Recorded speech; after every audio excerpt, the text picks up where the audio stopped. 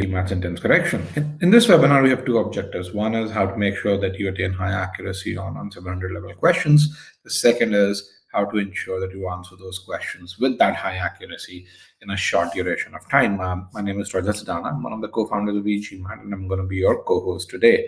Your main host today would be Payal Tandon. Payal Tandon invented the meaning-based approach to solve GMAT sentence correction questions. She did that in 2010. That was our first iteration of the meaning-based approach. She's going to be your main host today, and we're going to talk about the third iteration of that meaning-based approach.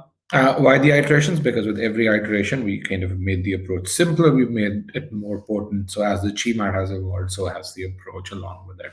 And right now, it is the de facto approach that pretty much people use to solve sentence correction questions overall. So again, you guys will have a lot of fun. But before we actually start this webinar, the formal side of it, I want to kind of understand this group as a whole. So I want to understand what kind of scores are you targeting for, so that we can really figure out are is answering 700 level questions even relevant for you guys as a group, or if it's relevant, for how many of you it's relevant. And then I also want to know, when do you plan to take the test? So that's the poll below, the second poll, which is kind of the poll below your target, the poll for your target score. So the biggest group over here, you can see I have about 37, 38 responses. I'd prefer a few more responses. I have about 65 students here in the webinar right now. Is that 730 to 760? About half of you are aiming for that. The other, second group is at 660 to 700. That is about 20%, and then we have another 30-odd% people who are either in the 710, 720, or in the 770 or higher. Then we have a few folks here who are in the 650 to 600 as well. With regards to when is it that people plan to take the test, very few, about 23% of you, I shouldn't say very few, but again, comparatively very few compared to other sessions that we've had, have not taken a date as of yet, but other than that, everyone has a date in mind, and about half the class is in 45 days or below, and quite a few of you plan to take the test within the next 15 days or so. The good thing about all of this is, if you know the concepts, if you kind of know the application, you're going to benefit a lot even from this approach, even if you have 4 to 5 days. And so for those who are in that next 15-day span, it's just taking this approach, learning this approach today, and then internalizing it over the next 4 to 5 days.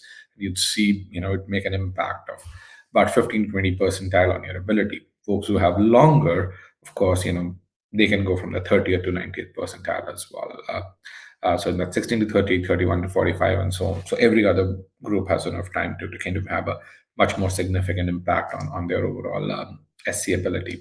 And correspondingly, this also boils over to spills over to the CR ability side. Okay, that's wonderful. For those of you with whom this is your first interaction with anyone at e-GMAT, we do offer a very comprehensive free trial. If you've not experienced the free trial, I would truly recommend you log into your e-GMAT account, take a look at the few lessons on modifiers. You also have a free trial on critical reasoning. Take a look at that as well. So, and of course, arithmetic, algebra. So it's a fairly comprehensive free trial. We give out about 5% of our content free of charge in that free trial as well. So take a look at that, and we have some upcoming free webinars. We have a free geometry webinar. In this, we'll be focusing on quadrilaterals. So that's something that if you want to understand how to solve 700 level questions, you should register for that. Payal will be the host for this webinar as well. And then next weekend, we have a webinar on GMAT critical reasoning. We'll talk about pre-thinking. It's the approach that is responsible for 60%, and that's 60% of all 700 plus scores reported on GMAT Club. So again, definitely, if critical reasoning is an area that you want to improve on, whether you want to go from that 60th to 90th percentile or 30th to 90th percentile, this is your webinar to attend. All right, with that, Payal, I think it's time for you to take over and explain the meaning-based approach and prove to it that how it can help them achieve high accuracy and answer questions within the given 90 seconds or so. All right, so over to you, Payal.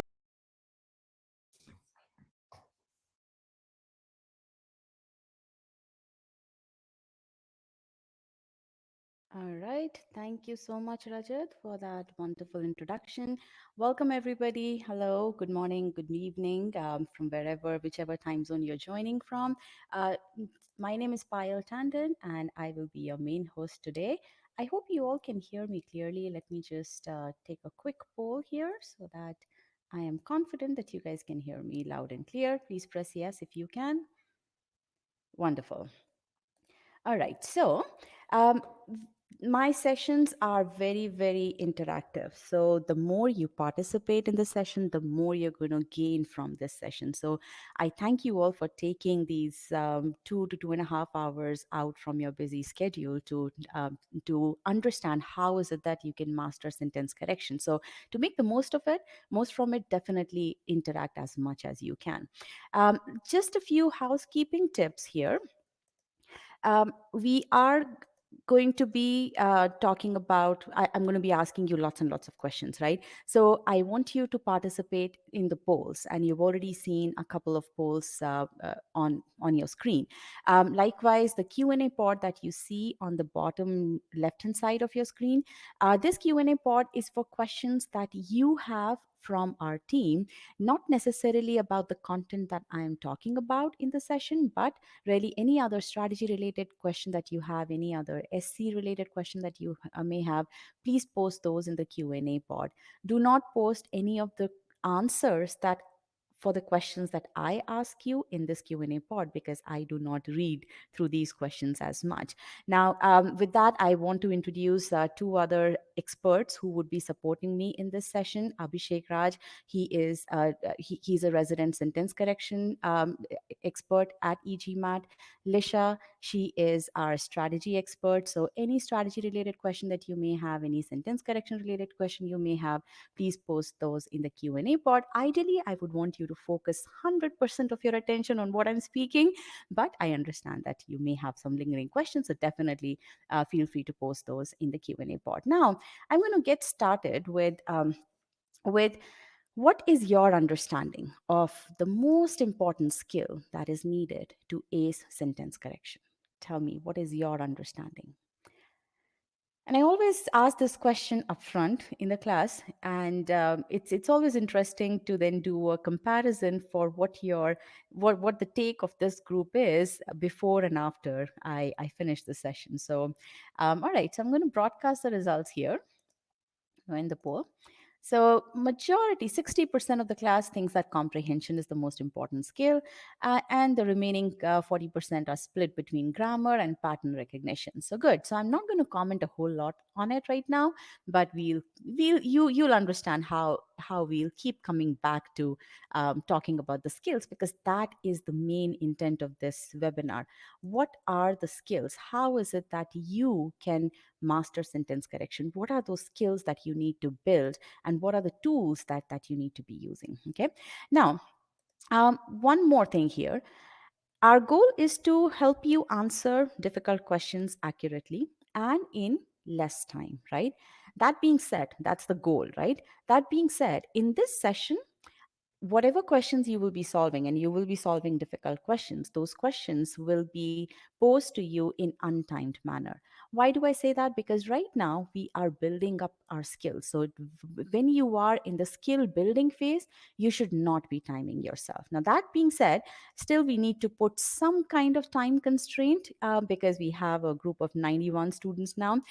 So for that, what we do is, instead of my giving you a random time, or that, okay, answer this question in 1.5 minutes, I ask you all to say that you're still solving a question, and I'll show you that poll. Let me show that to you, demonstrate that to you while I am here. Is question number one. So this is the poll that you are going to see here. So every time I bring a poll, I want you to click on still solving. That tells me how many people are actively engaged in solving the question. And then when about 60 to 70% of the group has already selected an answer choice, I then give you either a 15-second warning or a 30-second warning, depending upon the nature of the question. Okay. So that is a tip that I wanted to give you about the entire flow of how is it that we are going to be interacting in this session. All right, so let me just make sure. Yeah. All right. I just wanted to make sure that my mic is correct. Yeah. All right. Okay. What else? One more question here. How many of you are e-GMAT students? It's always a good idea because this session is attended by e-GMAT students as well as e-GMAT prospects. So I would want to know the makeup. Okay. All right. So about almost 50-50, 45, 56%. Sounds good. Thank you. And I would want to know one more thing from the e-GMAT students as to how much of the SC course, Master Comprehension and SC course they've done, or where are they at in terms of their SC prep. So that's also important. So just use the short answer poll and we'll get started in another few seconds. Completed SC course, 45%. How about the others? 100% completed both the courses, just started. Okay, so there's a mixed bag. Going to start cementing tomorrow. Perfect. If you are going to start cementing tomorrow, it is a good idea to attend this session. It's more of a, we'll touch upon the winning behaviors that is very important, that are very important. So none of it, just beginning my prep. So wherever you are at, this session is going to be beneficial for you, tremendously beneficial. I hope that's what I'm here for. Okay. All right. So here comes your first question. Before I show you the first question, click on still solving, please. Okay, good. I'm excited to see the excitement in the group. Very nice. Let's take this to 70. All right. Few more. All right, we are there. Okay, so here is your first question. Go ahead.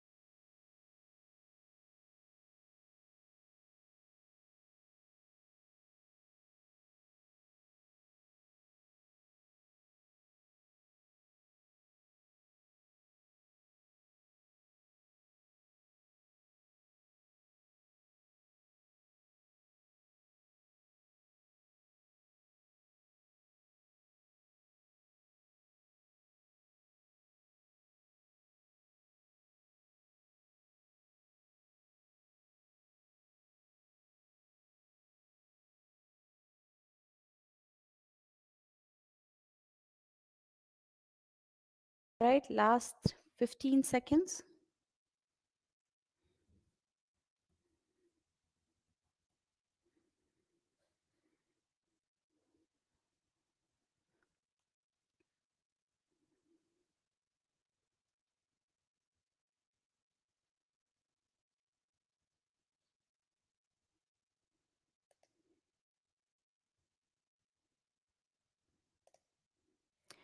Okay, I'm going to end the poll.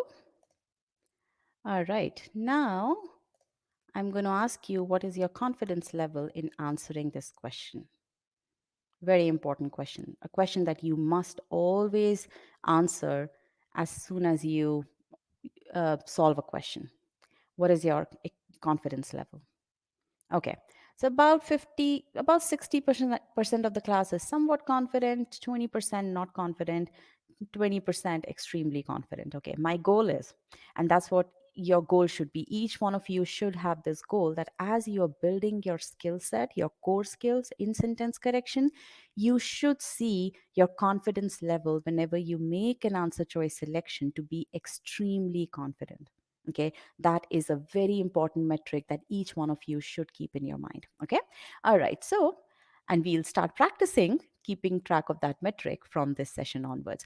Okay, so I have already broadcasted the results, and you can see that choices B and E are the leading choices here. C is lagging behind. Okay, so my question to people who selected choice C: Do you feel that you were not confident, or do you now regret making choice C as your selection, or do you feel confident about choice C as your selection? The reason I'm asking particularly about choice C is because that is what, there were few people who selected that one. So I see that, so 13 of you, if you can respond over here, that would be good. Okay, so I see that some of you are very confident. Okay, good. And then some of you are not confident. Okay, sounds good. Fair enough. We are going to discuss this in detail. Okay, so I'm going to keep this back. Now let's talk about the sentence. The overall slackening of growth and productivity, I'm going to quickly read the sentence, is influenced less by government regulation, although that is significant for specific industries like mining, than the coming to an end of a period of rapid growth in agricultural productivity. My question to you, is there a comparison in this sentence? Is there a comparison in this sentence? There is, right? So if there is a comparison, and I should bring back the poll for question 1, should not have taken that off in the first place. Okay. Now, my question to people who selected choice B, if there is a comparison in this sentence, look at the structure of choice B. Only 2 people selected choice A. So I would, so choice, people who selected choices A and B, focus here. Less by government, so less by is in the non-underlined portion, than by the coming to an end. So all of you who selected choice B and choice A, what happened there? You did not focus on the comparison in the sentence, and you ended up making a mistake here. Comments for people who selected choice B. Do you see that you did not notice a blatant grammatical error in the sentence? Come on, 23 of you who selected choice B. Focused on the ing form, did not notice. Okay, so this is a learning for you. This was something which is explicitly stated in the sentence. You don't have to infer anything. You don't have to struggle hard. This is something which is very, very evident in the sentence. Okay, so this is given to you on a platter. So if you do not focus on things that are served to you on a platter, then that's a very big red flag. Okay, so I want to make sure that you understand why is it. I don't want you to to consider this error lightly. Okay, this is a very blatant error that you ignored, so make a note of it. Okay, every time you read the sentence, you have to extract everything from the sentence, things that are explicitly stated over here, which are simple grammar things. Okay, less by than by. If this were not a complex sentence, if this were a simple 7-word long sentence, you would have right away said that yes, by needs to be after than as well.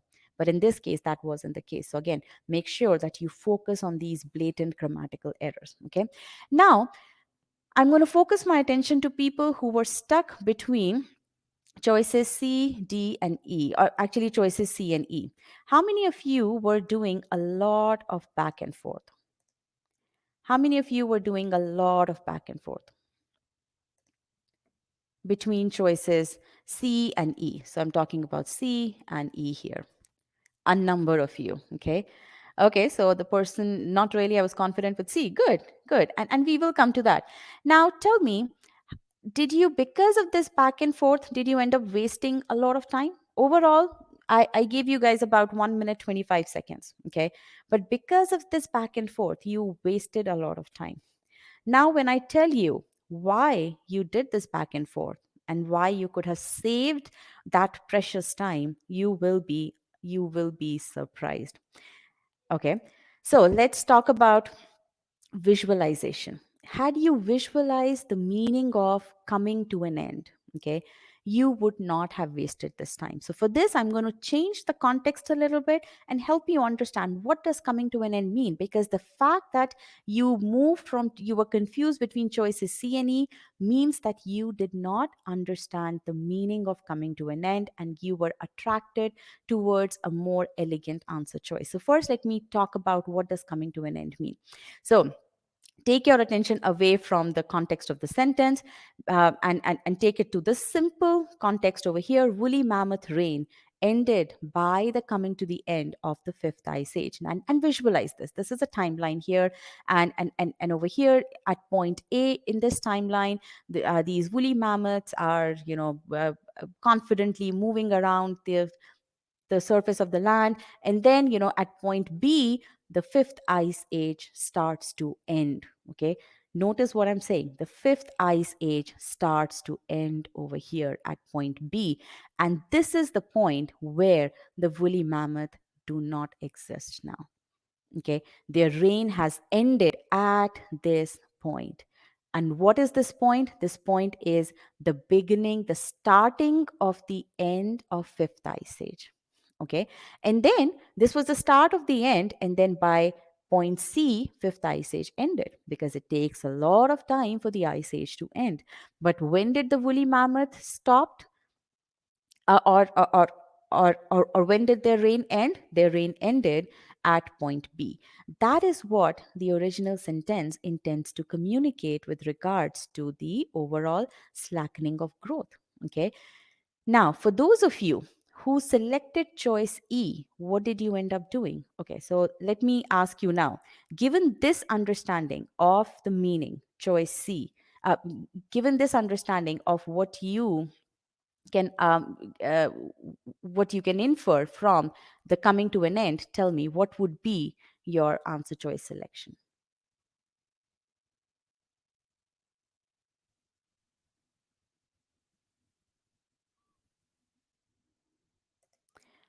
Observe, whoever is responding is now overwhelmingly selecting choice C. And that is very clear. Why? Because now the meaning is absolutely clear in your head. You have taken that extra time to visualize what does by the coming to an end actually mean.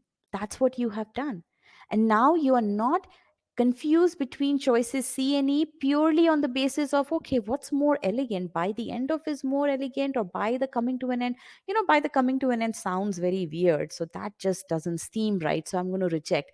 But so again, those thoughts, that all that back and forth is eliminated if you focus on what is it actually that the author wants to communicate. And you do that if you focus on that aspect. Okay. And that is what is the important thing, that for you to answer questions with high accuracy and high confidence level, you have to visualize what the sentence is talking about. Okay, you cannot remain on the surface of the sentence. You have to take those words, you have to use the words in the sentence, and you have to, a mental image of that sentence needs to be etched in your head. And I know I'm making it sound very grand, but frankly, that is the level of understanding that you need to have in order to do well in SC in a comfortable manner. Okay. And when you do that, you are able to answer questions quickly. Why? Because you don't end up doing that back and forth amongst seemingly close answer choices. And I'm saying seemingly close because there is no way that this choice was that choice E was even close to choice C, because E changes the meaning completely. Okay. So that is what you have to focus on when you say that you have to visualize that comprehension is the key. You have to understand to what level are we talking about comprehension, right? Does comprehension mean just staying at the surface, getting just the gist of it, or getting the complete idea of what the author wants to communicate? What do you guys think about it before I move further? And we'll talk about choices D and E in detail right now. So, what do you guys think about what I have just said? Because it's important to understand the level to which you need to understand the meaning. Not even a single comment? Okay, thank you. You concur. Good. Coming to an end does not mean the end. Okay, so I want you to understand, what does coming to an end mean? Coming to an end means that the beginning of the end of the fifth ice age. Okay, that is what coming to an end means. Okay, it's starting to end. And the end doesn't mean that it's an instant. The end doesn't happen in an instant. It's not a point in time, but it is actually a process of ending. Okay, That is what the author wanted to communicate. Now, the author could have communicated that it ended by the end of the fifth ice age. That's fine, but that's not what the author wants to communicate. You have to go by what the author wants to say. Okay. Now, let me talk about choice D, by ending the fifth ice age. Now, not many people selected choice D. Okay.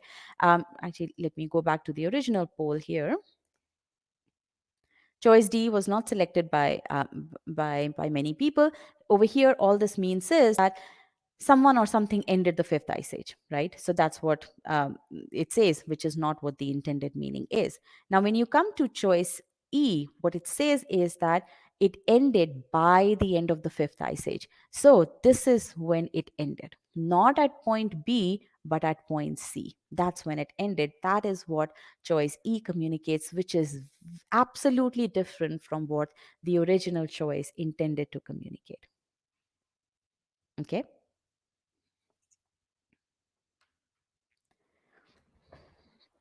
All right.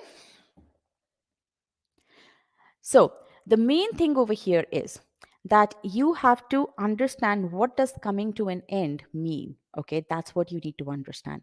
And I used a simple example over here so that you can visualize it. Over here, again, you have to, the reason why I used the woolly mammoth example was so that you understand the extent to which you need to understand the meaning. That here, the period of rapid growth, this doesn't just end right away, right? There is a process of it coming to an end, and where this point is, this is this point B over here, right? And this is the end point. Okay, so that is what you have to understand. Okay. All right, so now, how is it that you should be building these skills? That is something which we are going to talk about next. Okay. Now, if you understand, when you are in the test taking environment, you need to visualize. When you are reviewing your solutions, at that time also you need to continue visualizing so that you continue to hone your skills. So if you were doing this question in a test environment, then at that point obviously you're going through the step by step process, and you are visualizing the meaning, you're doing your error analysis, you are now selecting at least one mistake in each of the answer choice, in each of the incorrect answer choices before you mark the correct answer choice. Then you basically do your answer choice selection. Then after you're done with this, with the solution, with the solving part, when you're reviewing it, you need to do detailed analysis of each and every choice, wherein you extract all the, you practice your visualization. That is how your skill improves, and we'll talk a lot about that as we proceed in the session. Now, one thing that I want you to understand is, this is, it's not something which happens in an instant. It doesn't, I mean, visualization is a skill that you have to build as you are proceeding, as you're preparing for the test. Okay. And through the e-GMAT course, we actually instill the skill of visualization, starting from the very basic of the sentences, basic of the concepts, to the most difficult question, as we just did. Okay. So that is something which is very important for you to understand, that this is a skill that you have to build. Okay. And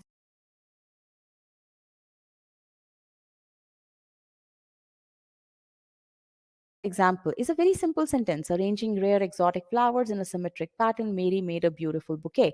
Now, to explain the meaning of the sentence, we didn't really have to use these graphics and these arrows and whatnot. But for us to make sure that you make visualization a second nature, that you automatically do that in your head when you're reading a group of words, we start building the skill in you as you start the e-GMAT course. Okay, so that is very important. And then it continues on. Now, this is another screenshot from our modifiers concept. I mean, like, kept on the most on the topmost shelf of rack 11, Keats wrote these books. Now, again, you can see that, you know, Keats is over here. Right? So you see this. So this is the mental image that you need to be able to create when you read this simple sentence, right? So this is a fabric of the entire e-GMAT course, because we know that this is a skill that you absolutely need to build. Okay. Then it doesn't just stop there. Over here, when you come to long sentences, this is in the application file, you see that, okay, much debated position, there is a relationship over here. And again, we highlight appropriate parts. We then utilize timeline to actually express that. So now this we are doing consciously for you, so that as you do this for each and every question that you see in the e-GMAT course, this automatically becomes a process ingrained in your head. Okay, so that is what the core skill focused approach is. We understand visualization is a core skill that you need to build, and we provide you with appropriate activities with the right kind of rigor so that you continue to build that ability. Okay. All right, so let me go through the poll questions over here. There's a student who doesn't understand the explanation in the context of the question. So if I can request you to please put your doubt in the Q&A pod so that Abhishek can help you. That way, I don't want you to have any lingering doubts about this. Okay. Sounds like shifting away from the author's intended meaning is not a great strategy. Only minor fixes should be applied. Absolutely. It is not. You cannot shift from the author's intended meaning. Why? Because that is what the purpose of sentence correction is. Okay. So, it's important to understand why sentence correction exists as a subsection in the exam like GMAT, which is such a logic based exam, because sentence correction is a very logical section. What you're doing over here is the test is actually testing your communication skills. Given a sentence, okay, it's a very small sentence, relatively speaking, right? Can you understand what the author wants to communicate? And then can you communicate that in grammatically correct form? That is in pure simple terms why sentence correction as a subsection exists. Okay, so yes, you have to understand what the author means. You have to then communicate that in grammatically correct form. Okay, now let me talk about, I am actually going to invite Rajat back into the session. So give me just 1 second over here.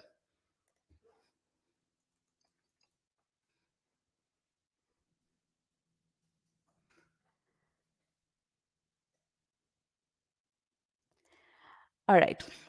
Now, what are the 3 core skills that are there? 3 core skills for sentence correction. Let me talk about that while Rajat joins back in. Um, I'm sharing the note that I created. Just give me 1 second here.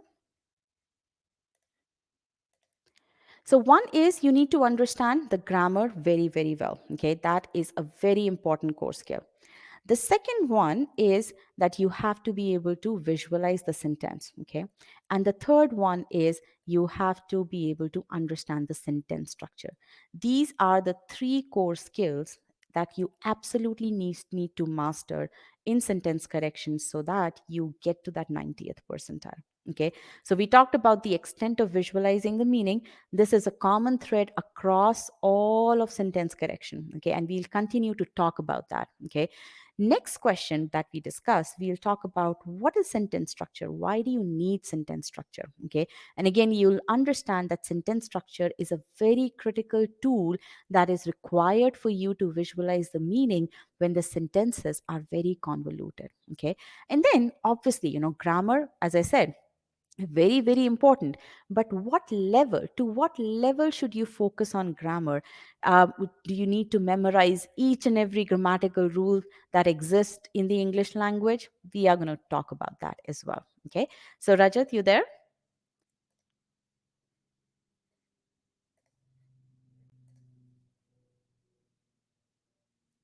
Rajat, are you there? Yes, I'm there, pal. Okay, good. So, am I to take over now? Yes, please. Okay, perfect. I saw a couple of questions in the Q&A pod pile where people said, "Hey, what is the? How do I know whether the author intended coming to an end and the end?" And I think that's kind of where choice A becomes really important. I don't know, Pal, I wasn't there in the webinar whether you discussed this. Can you guys tell me uh, how many times is the word intended meaning listed in Official Guide 2022? Could you Can you guess, even if you haven't read the official guide? in the explanation section of just the SC part.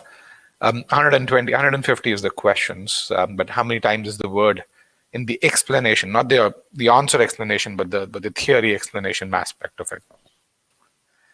Well, the answer is about 19. It's not about this.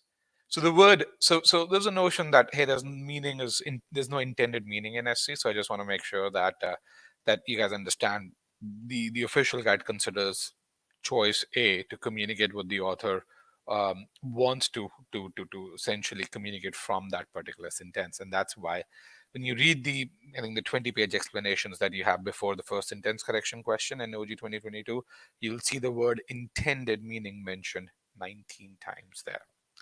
And there's actually there are a few words that are mentioned more frequently there than the word intended meaning. All right. So coming to this, what are the takeaways over here? What are our takeaways from question number 1? What did you learn?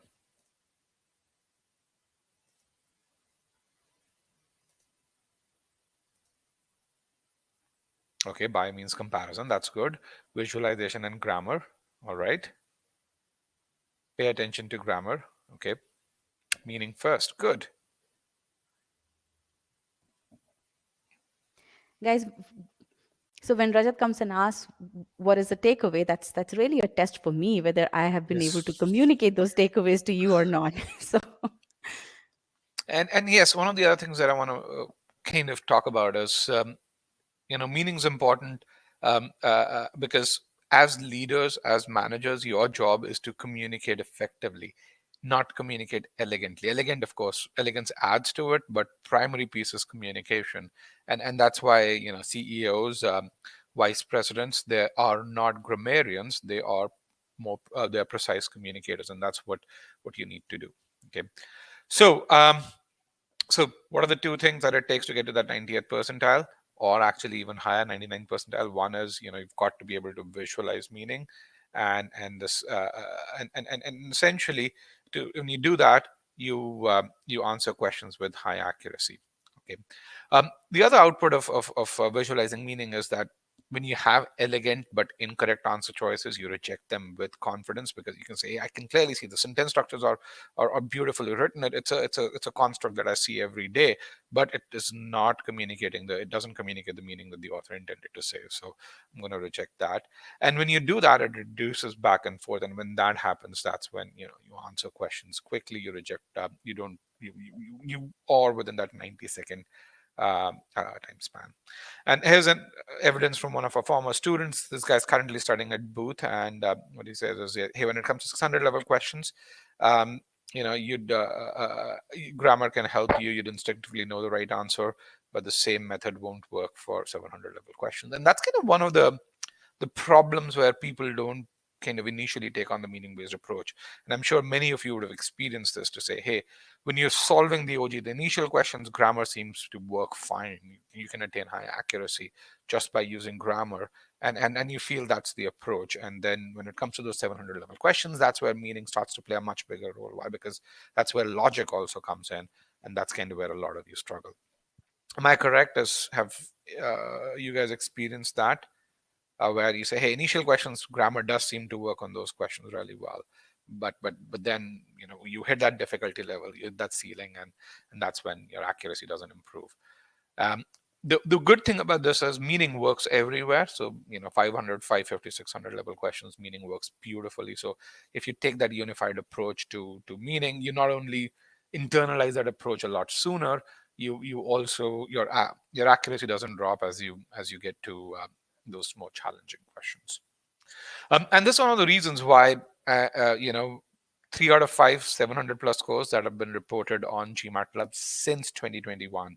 So this isn't just 2022, but since 2021, for the last 2 years, they have been for e-GMAT. And this is something you can go on GMAT Club's review section.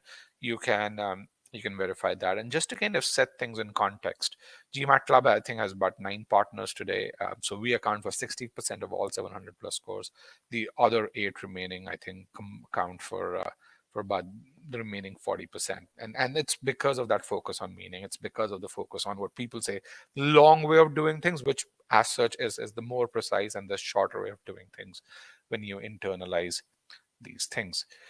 And this is where, one of the reasons why so one thing is the methods that we talk about. Another reason why what has driven such success is over the last 2 years is personalization um, and essentially um, in 2019 we didn't account for such a large share, but since 2020 we started launching personalization with regards to study plans, with regards to real-time feedback, with regards to creating improvement journeys. If you're an e-GMAT student, if you've written to our support team, many a times you would have gotten a video feedback with a precise sequence of steps.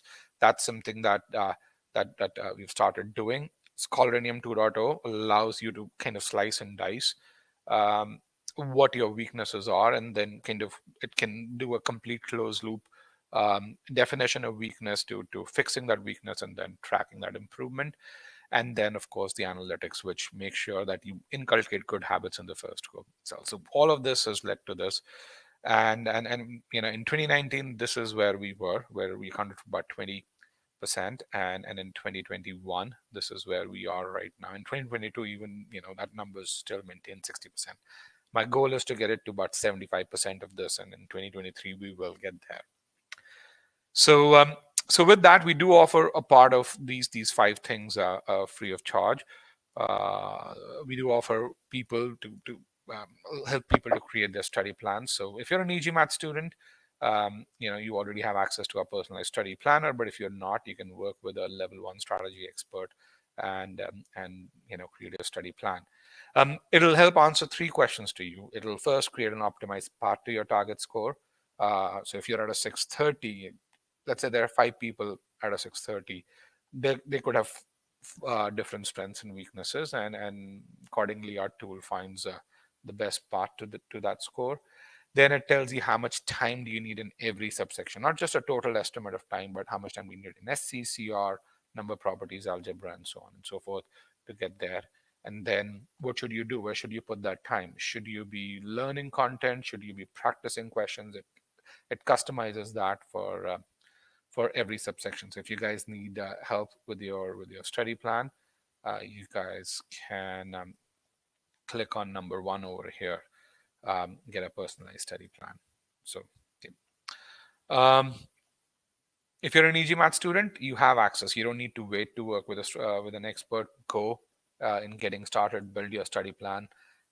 You would get a customized video based on right after this. If you had doubts on it, write to our strategy team or write to me at rajat at e-gmat.com. So that's something that you can do over here. All right. With that, Pile, over to you. All right, thank you, Rajat. So yes, I hope that everyone has clicked on get a personalized study plan, because that is very, very important, a very critical first step. Okay, so let's come back to our um, core skills here, right? So let me remind you of the 3 core skills that we are talking about. Grammar concepts. We'll talk about what kind of grammar concepts you need 100% clarity on. Visualize meaning, we've already talked about it, and we'll continue elaborating on it and going into the details of what does it mean to visualize meaning, right? It's important. In fact, I have a question in the Q&A part: how much time should be spent on visualization, especially long SCs? And we are getting into that, as the options itself take a lot of time to read and eliminate. Of course, it will depend on meaning, errors, topic would be different for each sentence, but a basic guide would help. Very good question, and I hope to answer that question through demonstration. So question number 2 and 3 that we will be doing in this session next would answer this question. Okay, so I would want you guys to answer that question by the end of this session. All right, so let's go right into it, and I will show you your second question, and this time I'm going to not broadcast the results, although I intentionally did that for the previous question. Okay, so reopen yeah, so click on still solving.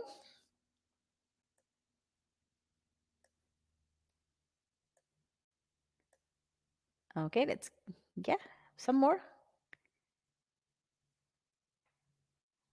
Okay, I am going to not broadcast it now. Go ahead. This is your second question.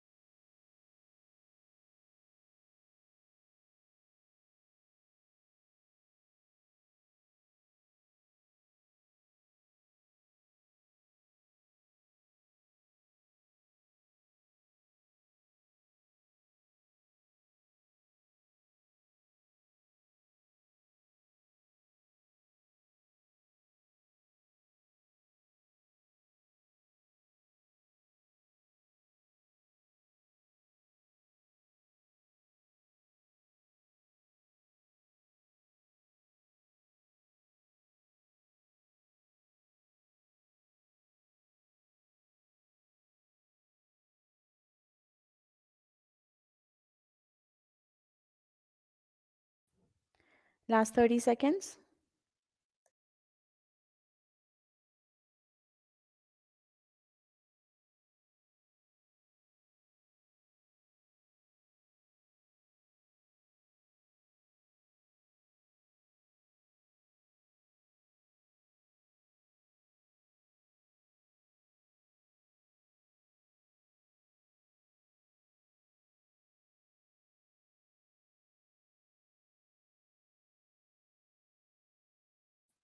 All right, I'm going to end the poll.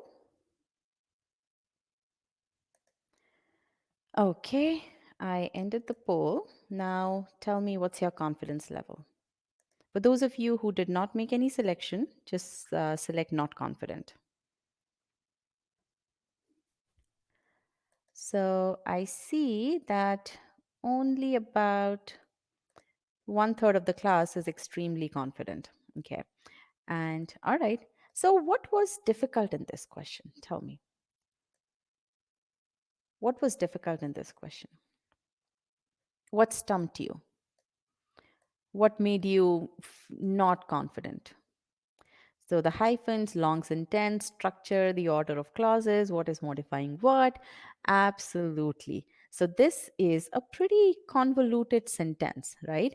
And this is very much representative of what you're going to see in sentence correction questions, right? This is, in fact, an official sentence, and you are going to see such sentences, quite a few of such sentences, okay? Which brings me to our next core skill that is required, the third core skill that we have been talking about, sentence structure, right? How do you utilize sentence structure as a tool to visualize meaning? Okay, and that's what I'm going to show you here. So, whenever you read such a long, convoluted sentence, if you read it in a single breath, you are going to get overwhelmed. Okay, anybody would get overwhelmed. That's the whole point of such long sentences. And the way to read these sentences is to break down these sentences into it. Break down the long sentence into its individual parts. Okay, so now when I read the sentence, I pause at an appropriate point, an appropriate quote, bold appropriate word in bold. Okay, although appearing less appetizing than most of their round and red supermarket cousins. So I read the word although, and right away in my head, I know that there is a contrast that we are talking about, that the author wants to present a contrast. Okay. So I know although will present a contrast. Appearing less appetizing. So something appears less appetizing than most of their round and red supermarket cousins. So this is second entity, and there is some first entity that I don't know, which is being compared with, right? So something appears less appetizing than something else. Most of their round and red supermarket cousins, heirloom tomatoes. Okay, so this is my first entity, heirloom tomatoes. Heirloom tomatoes appear less appetizing, less attractive, less yummy than most of their round and red supermarket cousins. So you can see how, as I am pausing and breaking this long sentence, I am visualizing the meaning. So in my head, there should be a tomato, not a very pretty looking tomato, and these, very beautiful round and red supermarket cousins. I purposely did not draw these tomatoes on the screen because I want you to visualize these tomatoes. Okay, two kinds of tomatoes, one really beautiful looking, another one not so beautiful looking. Okay, and then you already know that there is a contrast that needs to be expressed. Okay, grown from seeds saved during the previous year. Now in your head, you need to make that mental connection that these not so pretty heirloom tomatoes, by the way, they are grown from seeds that were saved during the previous year. Okay, they are often green and striped or have plenty of bumps and bruises. Now you think about it. Okay, this is a pretty long sentence over here. It's saying that something is green and striped and have plenty of bumps and bruises. These are all characteristics of a not so pretty tomato, right? So this is really talking about the heirloom tomatoes. Heirloom tomatoes are often green and striped. They are not round and red, right? And they have plenty of bumps and bruises. Okay. So, what do you see over here? I want you to tell me. I haven't read the whole sentence till now, but as I'm doing this, what sense do you get? What am I doing here? Because this is very important, because this is a skill that you have to build. What I'm showing you is the output. Okay. right? So I want you to understand, I want you to infer what is it that I'm doing, breaking the sentence to understand it better. And I'm not thinking about grammar. I am just thinking about, okay, I'm breaking these chunks, and then as I'm reading these chunks, I am contextualizing the meaning. In my head, I am visualizing these tomatoes, right? So I am not just reading the words and then breaking them down. I am contextualizing them. I'm telling a story. Okay. That is what you have to get to. That's the point where you need to get to. Okay. I'm not questioning whether what the author has written is correct or not. My job over here is to understand what the author has written, to visualize what the author has written. Another way to think about this is the author is my friend. Okay. And my job is to understand what my friend is telling me. Okay. So that is what I'm doing. Okay. I don't care about the grammar at this point. When I'm understanding the meaning, when I'm visualizing the meaning, I don't care about the grammar. All I care about is what is my dear friend author trying to tell me. Okay, so now I read further. Heirlooms are more flavorful and thus in increasing demand. So now when I read this, I'm like, okay, my dear friend wanted to express a contrast. What my friend said was that heirloom tomatoes don't look that good. They they are actually green and striped. They have plenty of bumps and bruises, but they are more flavorful and therefore in increasing demand. Yes, they may not look good, but they're actually a lot more flavorful. That's it. That's what the author wants to communicate. Now tell me, how many of you got this sense of the meaning when you read the sentence on your own, this level of visualization? Tell me. I'm going to clear the poll. This level of visualization. Because frankly, had you gotten this level of visualization, and this is another thing which I want you to understand. Right now, about 70% of you are saying that you got this level of visualization. Okay. I know that's not right. How do I know that it's not right? Because of the answers that you had selected. Had you gotten to this level of visualization, you would not have selected the answers that you did. The accuracy for this question wouldn't have been 37%. Okay. So let's understand why there is this disparity. Okay. Now, I already answered these questions as I was understanding the meaning, and that is something which you have to do. What you have to do is, as you break the sentence down into its sentence structure, you have to ask these leading questions in your head, okay, to so that your visualization becomes very strong. What kind of tomatoes appears less appetizing? Heirloom tomatoes. What does green and striped or bump or have bumps and bruises imply? That heirloom tomatoes are not attractive. What are these? These are heirloom tomatoes. What are more flavorful? Heirloom tomatoes. What is the contrast? Heirloom tomatoes look good, don't look good as others, but they taste great.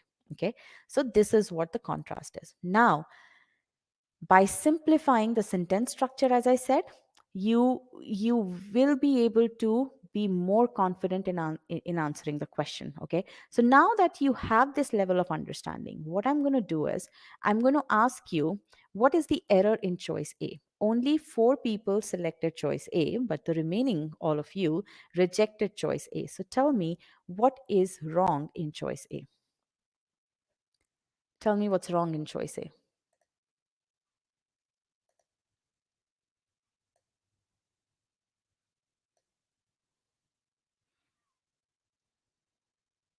Yes, the verb is missing. And do you see how by doing the sentence structure, that error is so very evident? You observe how, because look at the first part over here. The first part here is simply a modifier, right?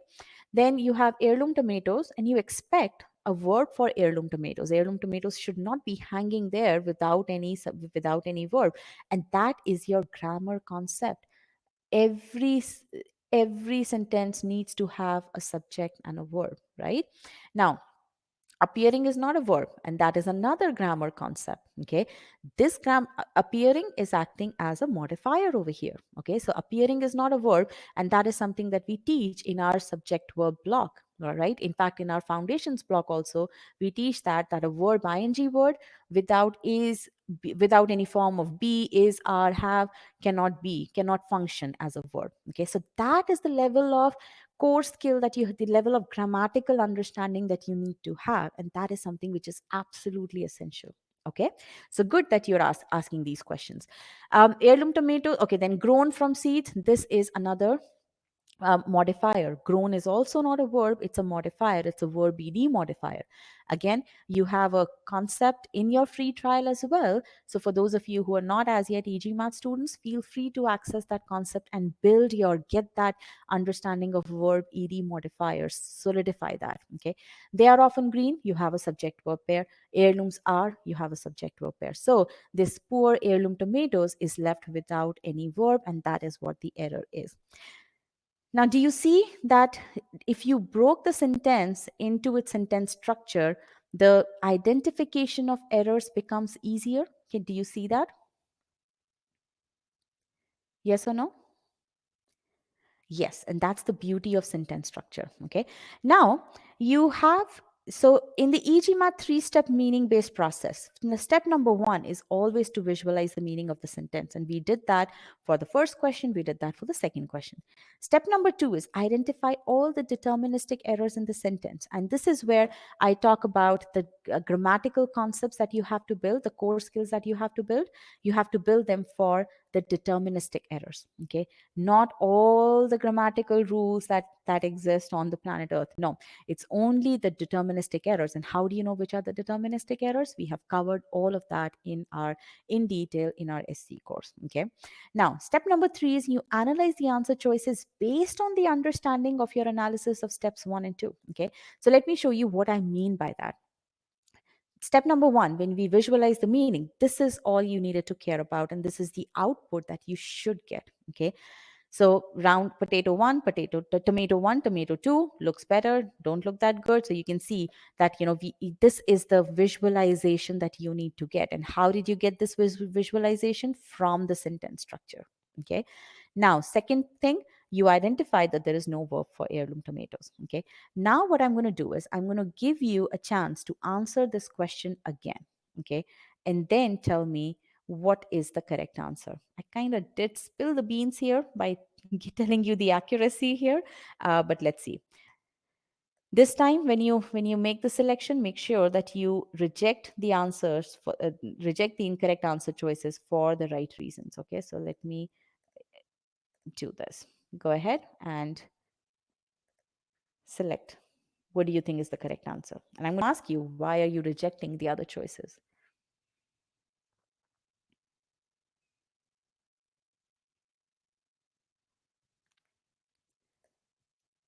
All right. So you can see that almost everybody has selected choice B. Okay. Now, so now what happened? What changed? What changed? Why have you honed in to choice B as the correct answer?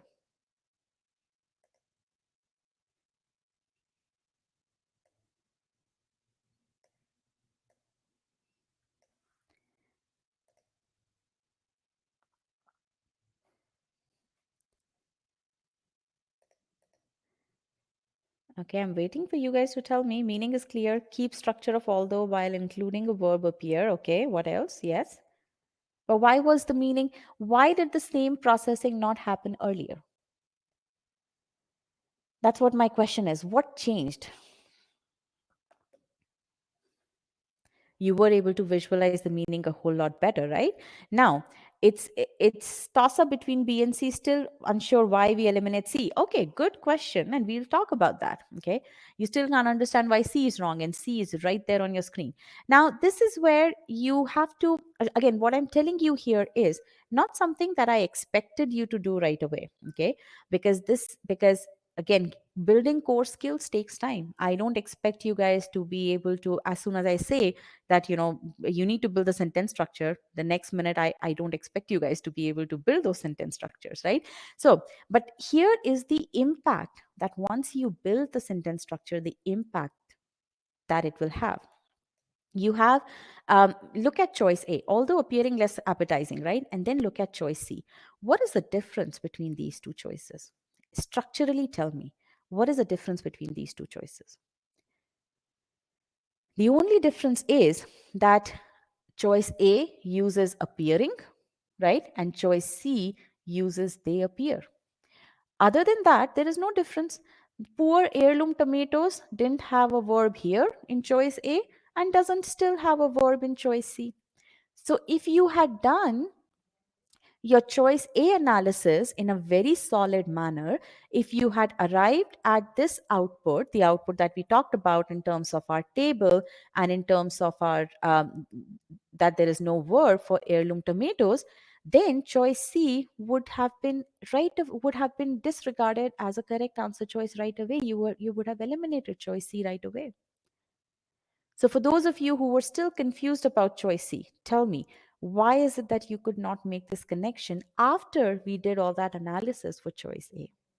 And that's the beauty of it. The analysis that you're doing up front on the original sentence, you have to take that analysis with you when you're analyzing the remaining answer choices. That is the key part. So let me go back to the question that was asked up front before I started question number 2. How much time should be spent on visualization, especially long SCs, as the options itself take a lot of time to read and eliminate? Now, you see the assumption there in that question is that you have to treat each answer choice as a separate standalone answer choice. No. You have to treat those answer choices in the context, in the light of the analysis that you've done with the original sentence. Is this point clear? I need some comments here.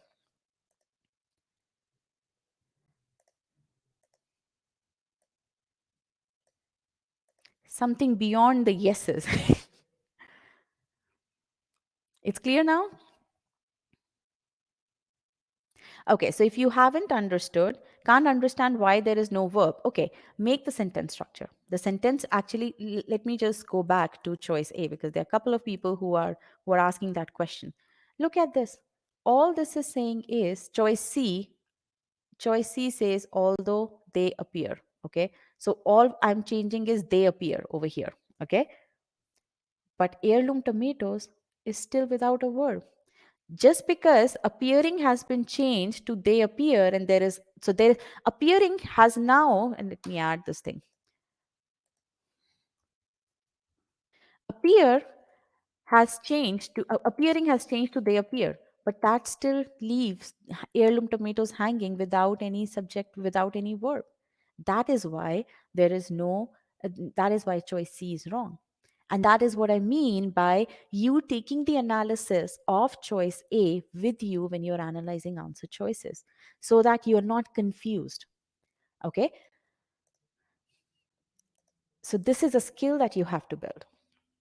Okay. Now I want, if you, this is where you have to master the skill of sentence structure. Okay. And I'll give you the tools for that. So I want you to take this as a feedback, okay, that you have to master that skill of sentence structure.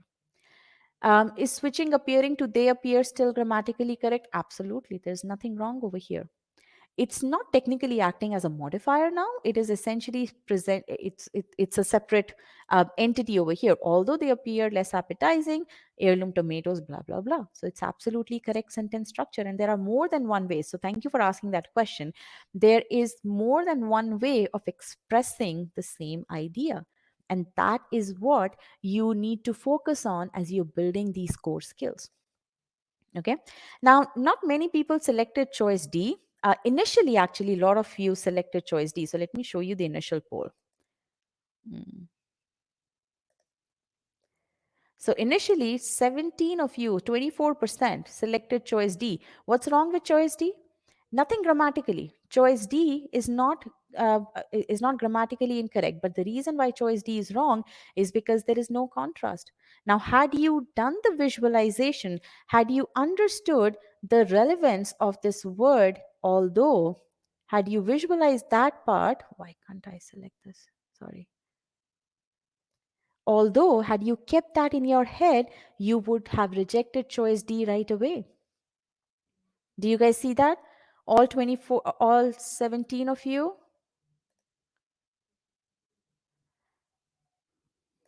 Yes, no? That's very straightforward, right? That's slam dunk. You didn't even have to do a detailed analysis. How do we know that a contrast was needed? Because that's what the author says. Remember, that's what the intended meaning is. Okay? Although communicates that idea. That's what the intended meaning is. No, less appetizing does not show contrast, that shows comparison. So again, the reason why you are asking this is that you're not relating the parts to the right meaning, to the right implication of the meaning. Less appetizing than, it's simply showing you the comparison. There is no contrast there. So that's a skill that you have to build. Okay? If they appear is correct with contrast, can we say that pronoun they is used for heirloom tomatoes? Absolutely it is. It is. They is used for heirloom tomatoes. There is no second thoughts about it. Okay, so now if you're asking this question, my guess is that you are thinking that uh, that what do I say? That how can the noun appear after the pronoun? Right? So there is nothing like that. You can definitely have a noun appearing after the pronoun. So A is wrong only because heirloom tomatoes doesn't have a verb? Absolutely. Okay. Now, choice E. Not quite a few people selected choice E. Okay. And I was expecting that you would select choice E. Now here also, E has slightly different sentence structure. Yes, E structure is the way C was exactly identical to choice A. E is different from choice A. But again, your technique of sentence structure works over here also. The only difference over here is heirloom tomatoes, and although they appear, has switched places. That's about it. So this chunk over here has switched places with this chunk. That's all. Okay. So again, no verb, which is why if you build the skill, so do you guys see that if you build the sentence structure skill, then your analysis is going to be a lot more easy? Do you guys see that? Yes or no?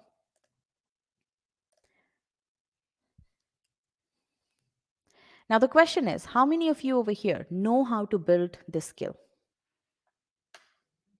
That's my question. HT stands for heirloom tomatoes. Short form. Okay. So tell me, how many of you want to know how to build this skill? Let me ask a yes no poll. Because again, this session is about helping you understand what is it that you need to build. Okay. So how many of you want to know how to build sentence structure skill? Okay. Good. Just go with my gut. You can't go with your gut. If you have to get to that 730 plus score, if you have to get to that 90th percentile, your gut is not going to work. You need to build the skill. Okay. Now, which takes a lot of effort, a lot of focused effort. That's what I would say. Okay. So the way to build the structure, the sentence structure skill is that you have to make sure that you continue. Actually, I do talk about that. Let me see, where do I cover that? Yes, I do talk about the master comprehension course later on. But as such, if you think about it, you have to take every question that you do, every sentence structure, sentence correction question that you do, you have to build the sentence structure of it.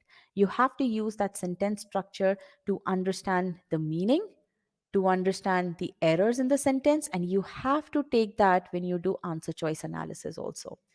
You cannot, if you have this mindset that okay, you'll use sentence structure only for certain kinds of questions, then you're not going to build that you're not going to be able to build that skill. Okay.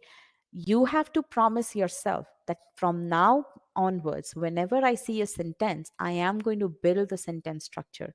That is the promise that's going to get you to that 90th percentile. Okay. And we help you with that. The screenshot that you see is from application file in your verbs module. e-GMAT students would be aware of this question if they've already gone through the verbs module. Look at this. I mean, there is sentence structure, and this is the structure that's followed across the board for each and every application file. Okay, so we do the sentence structure to understand the meaning. We do the sentence structure to identify all the errors that are there. Now, when you see this thing repeated over and over again, every minute that you're spending on learning sentence structure, sentence correction course, you see this sentence structure every time.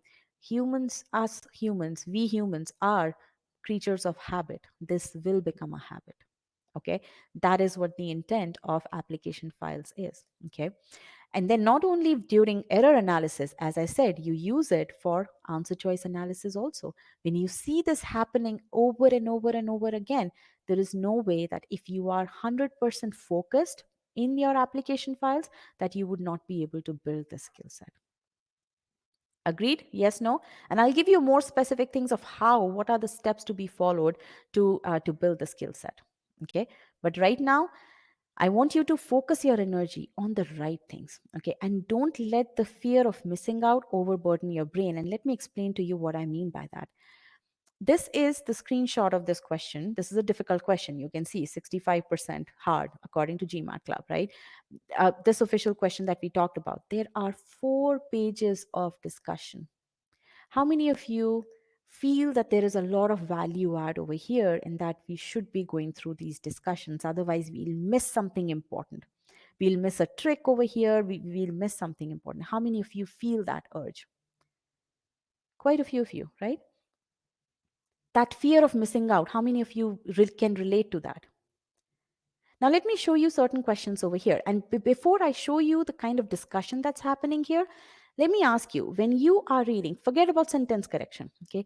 When you read for yourself on New York Times or Economist or any other good journal, any other nice piece of business book, do you ask such questions that I'm going to show you that's happening in this discussion, or do you simply focus on understanding the meaning?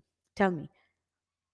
That's what I want you to focus on as you read these sentences. How to tackle the use of dash in a sentence. Can I say E is wrong because there are 2 consecutive modifiers and something I can you explain the difference between A and B because there is a dependent clause followed by an independent clause? Tell me, did we even go through any discussion about dependent clause or independent clause? Did you feel the need to go through that discussion? In options A and C, why are we not canceling out although they appear to check if the statement makes sense as it's a modifier like we can cancel out? Tell me. Any of these questions, do you ask such questions when you are reading the sentence in these journals to understand the meaning? Then why would you ask these questions for something as important as critical as sentence correction that governs, that has such a huge impact on your life? It just, I can't appear to answer that question. Why would people waste their time on this? We solved the whole question, right? What was so complicated in that question? Nothing. I mean, we just needed to understand what the author wants to communicate, and we needed to focus on those deterministic errors, right? So that is something which I want you guys to understand. Spend your time is precious. Don't waste your time in going through discussions which will not add, which will actually only overburden you with those, with those not so valuable information. Okay, so again, I just wanted you guys to understand that. Okay, it just hurts me, it just pains me when I see so much time being wasted over there. Okay, utilize that for have a healthy discussion over there. Absolutely. I mean, it's very nice to get perspectives from the standpoint of meaning, right? Absolutely. Have those discussions. Talk about the meaning of coming to an end. Help people visualize that meaning. Absolutely. But yeah, so again, what we saw over here was we have solved 2 questions, okay, 2 different kinds of questions, but both the questions communicated that same thing, that we have to visualize the meaning in order to answer the question correctly. We have to be able to visualize the meaning. We need to be able to reject answer choices confidently, and that happens once we visualize the meaning, right? And it reduces the back and forth significantly. Because if you have that solid sense of what the author wants to communicate, SC is easy. Because if you get that solid sense, then you can reject answer choices without any problem. And then you saw sentence structure as a tool to understand the meaning, to visualize the meaning. It helps you reject answer choices confidently, and its sentence structure as a tool helps you identify the errors. Okay. Now, I asked you guys how many of you want to learn about sentence structure. Let me tell you how you can learn and excel. We have built master comprehension course as a starting point for you to master sentence structure. And I'm going to talk about what this course has. Okay. And all the e-GMAT students, I want you to focus on this also, because I want to make sure that you have gone through master comprehension course in the right way. Because I'll tell you one thing, building the course, going through the course requires that diligence. The course is there. One student may just go through the course on the surface and not be successful. Student number two will go through the course the way it is intended to be gone through. Okay, so I want to make sure that all the e-GMAT students have gone through the course the right way so that you can do course correction if they haven't. Okay, so total of 12 learning activities, more than 50 examples, focused not on solving SC questions, but on building your core skill. Okay, now let me show you building blocks of a sentence. We go from a simplest of the sentences, and you see the screenshot over here, John cooks meals, right? 3-word sentences. And then we show you how this sentence can be increased in the word count and how a more complex sentence can be formed. And this is the question. So my explanation now is answering the question that I see in a Q&A pod, how to develop visualization. This is how. Okay, so you build the core skills. Okay, so any questions, any comments? Going from a 3-word sentence, we first give you a 3-word sentence and we take you to a 12-word sentence, and this is just one example. Then in the next module, in the next concept file, we take you from that 12-word sentence, right? All that continuity is maintained, and we now take you to a 20-word sentence. We teach you how these connection points happen. What do you replace when you connect the sentences? And there is no discussion of any grammar point. There's no grammar being talked about over here. It's pure logic. If you have been given two different sentences and there is a clear logical linkage between the two sentences, how would you combine them? Okay, so you learn that skill set. You learn how to build these sentences. Then you come to pause points. Now you've understood how long sentences are formed. Now when you're given a long sentence, how do you pause and create sentence structure? We have built this entire module over here, pause points module number 4, with 5 activities. The whole purpose of that module, the whole intent of that module, is to teach you how to pause. So I am not, when I say that the intent of this session is to teach you what core skills you need, this is what I meant. This is the sentence structure core skill is what you need. How you build that sentence structure core skill is what you do in master comprehension course as a first step. We are still talking about the first step of building sentence structure approach. Okay, so pause points. You see these long sentences. This sentence, you would agree, is like an SC sentence, right? A typical SC sentence. You see this, and then you see how I demonstrated question number 2 to you. The same way you see so many of exercises in which you notice when to pause, what to do when to pause, how to assimilate the meaning. You go through this exercise. Okay. And then we don't just stop at that. We then put it in all together in module number 5 with 4 files teaching you and assessing you. What we do is we now apply all these skills on SC like sentences. Okay, this is all master comprehension. So here you have built the skills. Okay, you have started to build the skills. This is the start of building of skills.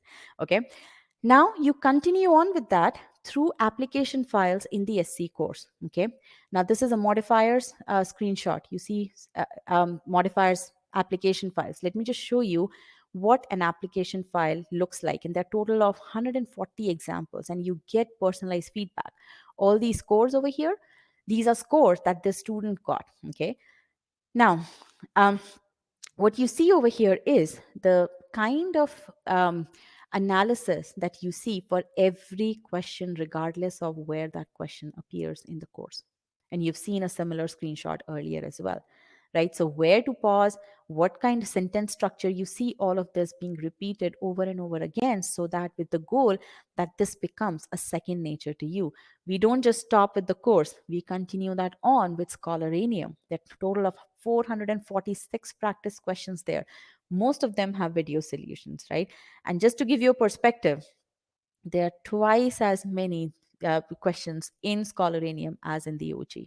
Okay, just to give you that kind of perspective with this kind of solution. And I just picked up a random question real quick in the morning.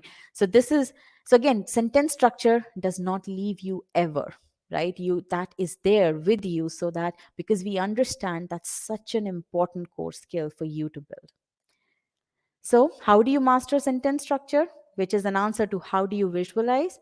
There are three different places where you do that. Master comprehension course, purpose built for that very intent. Application and practice, because just teaching you one time is not going to be enough. We humans are creatures of habit. We have to be able to see that over and over again till the time it doesn't become second nature to us. And that's why that's woven into the fabric of the e-GMAT course. You go through the application and practice files. And then also scholarinium, that's where all that fine tuning is happening. That's where you're reaching that perfection to 90th percentile. So you ought to make sure that you continue developing those core skills, you continue honing those core skills. That's why each and every solution in scholarinium has the sentence structure. Okay, any comments, e-GMAT students or non-students, any comments about that? My question to you is, have you, non-e-GMAT students, have you thought of SC in this manner? Have you thought of building your core skills ever in this manner? Because a number of you focus on practicing questions. I will read all, how many of you over here, and be honest, okay, because I know the answer, but I want you guys to appreciate that, to acknowledge that. Let me ask the question. How many of you feel that you learn all the theory, okay, and then you, all the theory means all the grammar concepts that are there, and then you are going to practice, hundreds of questions, official guide, and then that's how you're going to master sentence correction? How many of you feel that?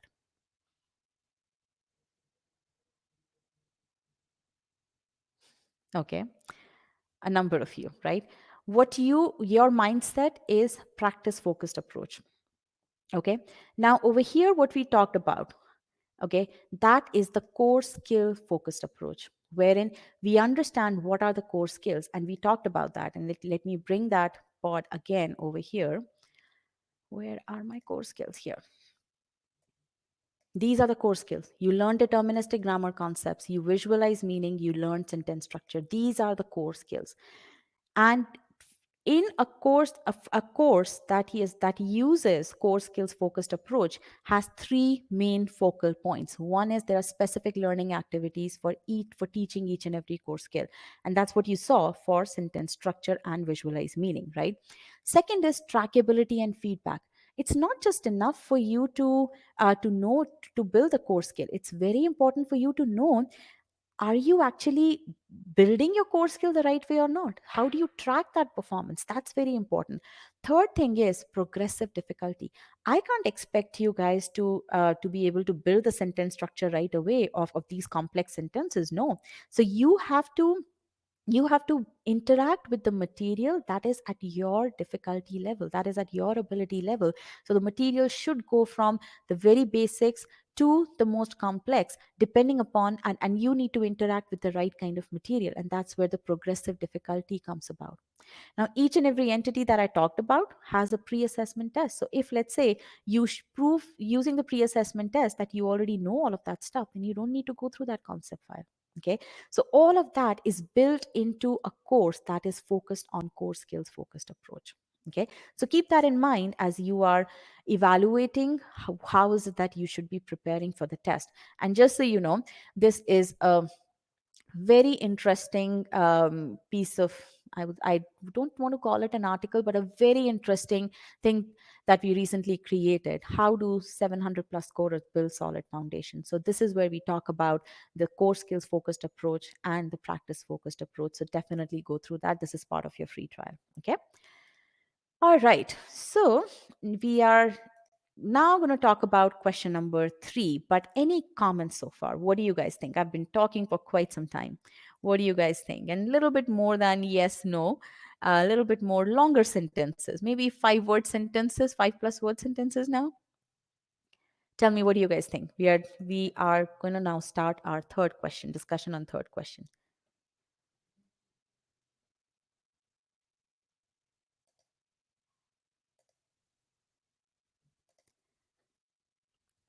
Is there a way to just get the SC module of e-GMAT? Not at all, because that's not going to work for you.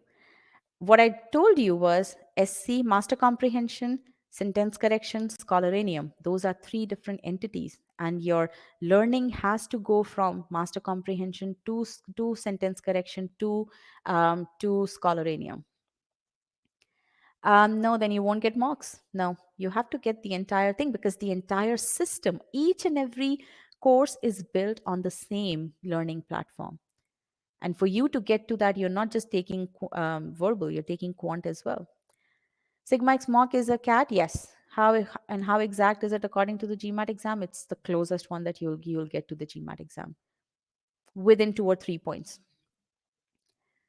When following a systematic approach, the accuracy increases. Yes. Okay. All right. So I'm not seeing a whole lot of interaction from you. I don't know. Are you guys tired? You want to solve the next question? Okay. All right. Now, the next question is one of the most difficult questions. So it is a difficult question, but in those difficult questions, this is very, very difficult. So what I want you to do is not get entangled in, there are a lot of verb ing modifiers in that. Okay. So very, very heavy sentence. But as you're reading the sentence, forget that this is a sentence and sentence correction question. Think of it as a sentence in New York Times, okay, or Economist, whatever the case may be. And your goal should be to visualize the sentence to the extent that you can explain that sentence to your friend. Think of it that you're reading the sentence and you are so wowed by it that you want to explain that sentence to your friend. Okay. That's the mindset that I want you to have. I don't care if you answer that question correctly or not. I just want you to have that mindset that you want to understand the meaning to that level. I want you guys to feel what it means to visualize the meaning that way. Okay.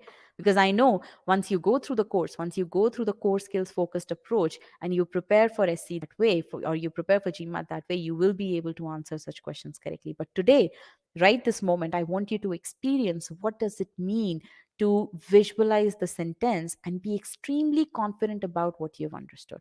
Are you guys with me on that? Do you guys promise that you won't think about verb ing modifiers or any grammatical terms when you're reading the sentence?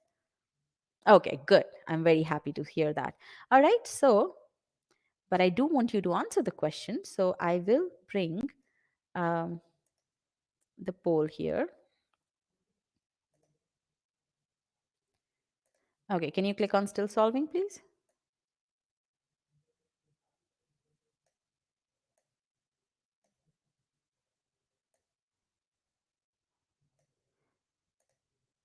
All right, here is third question. Go ahead.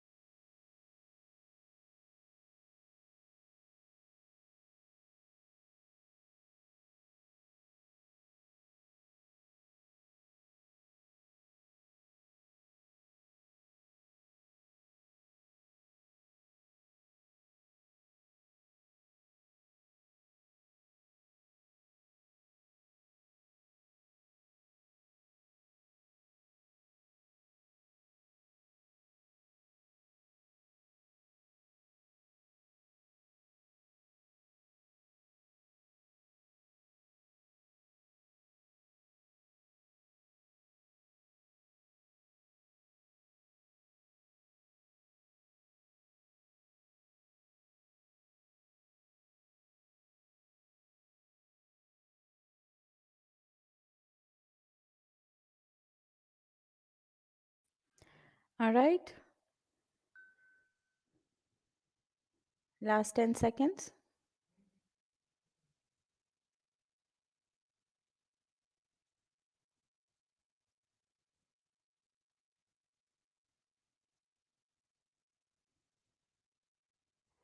Okay, I'm going to end the poll now. So, how confident were you?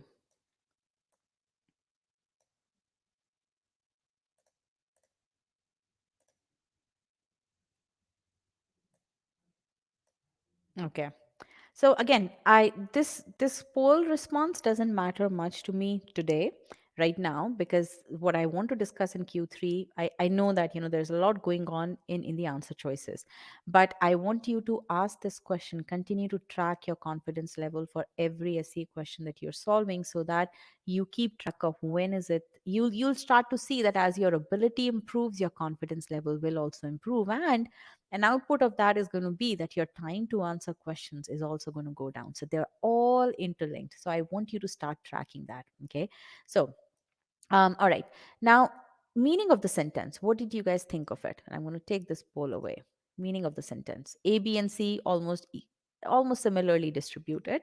So we'll come to answer choices in a bit. But what would you comment on the complexity of the sentence?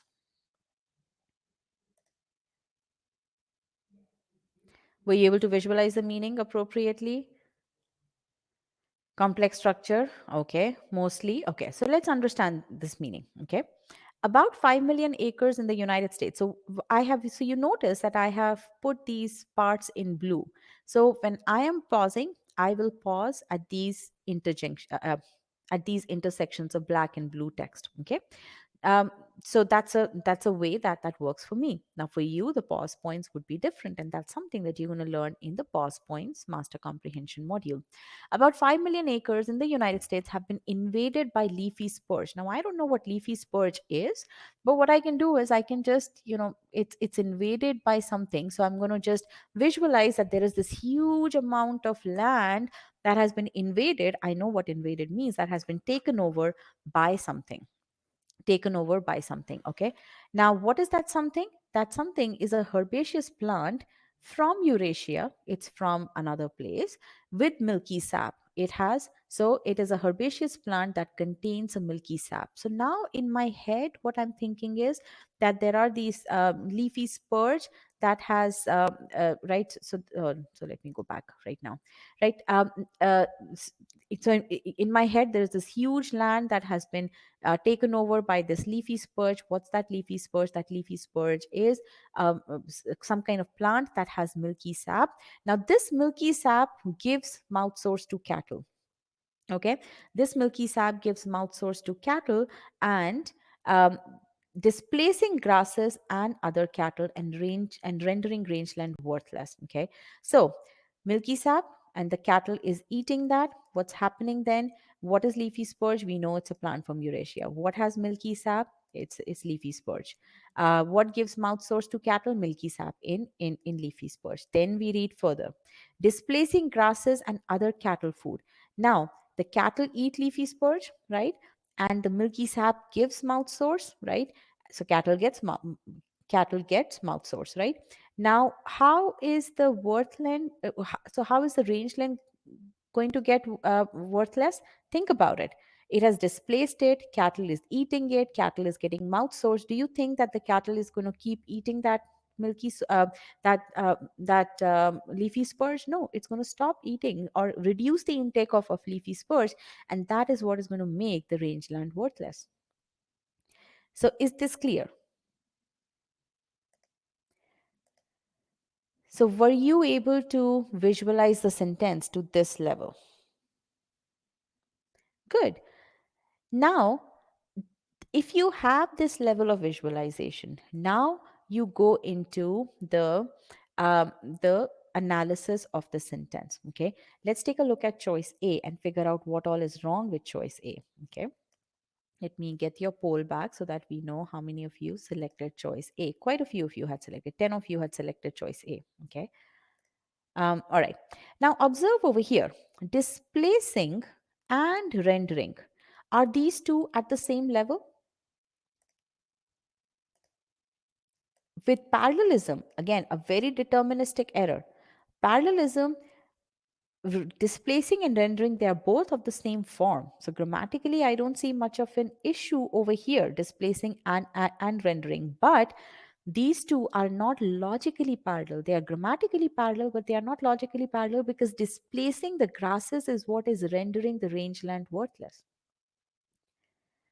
Okay, so that's why this choice A is wrong. Another reason, if you just focus on the grammar part also, that gives mouth source. I mean, displacing could refer to, could modify, that gives mouth source, but that's not logical. Just because, some milky sap is giving mouth source, that doesn't lead to displacement of grasses, right? Or this could modify this part over here, that that 5 million acres have been invaded. That doesn't make sense, because 5 million acres cannot be displacing, right? And again, this is another grammar concept that you need to be very, very solid with, that what does verb ing, how does verb ing modifier work? Okay, that's a very deterministic error. So if you're not able to understand this part right now, don't worry. You have the free trial. Go through the verb ing modifier concept files in the free trial, and get that grammatical core skill built. Okay. All right, so choice A is wrong. Now, when you look at choice B is absolutely correct.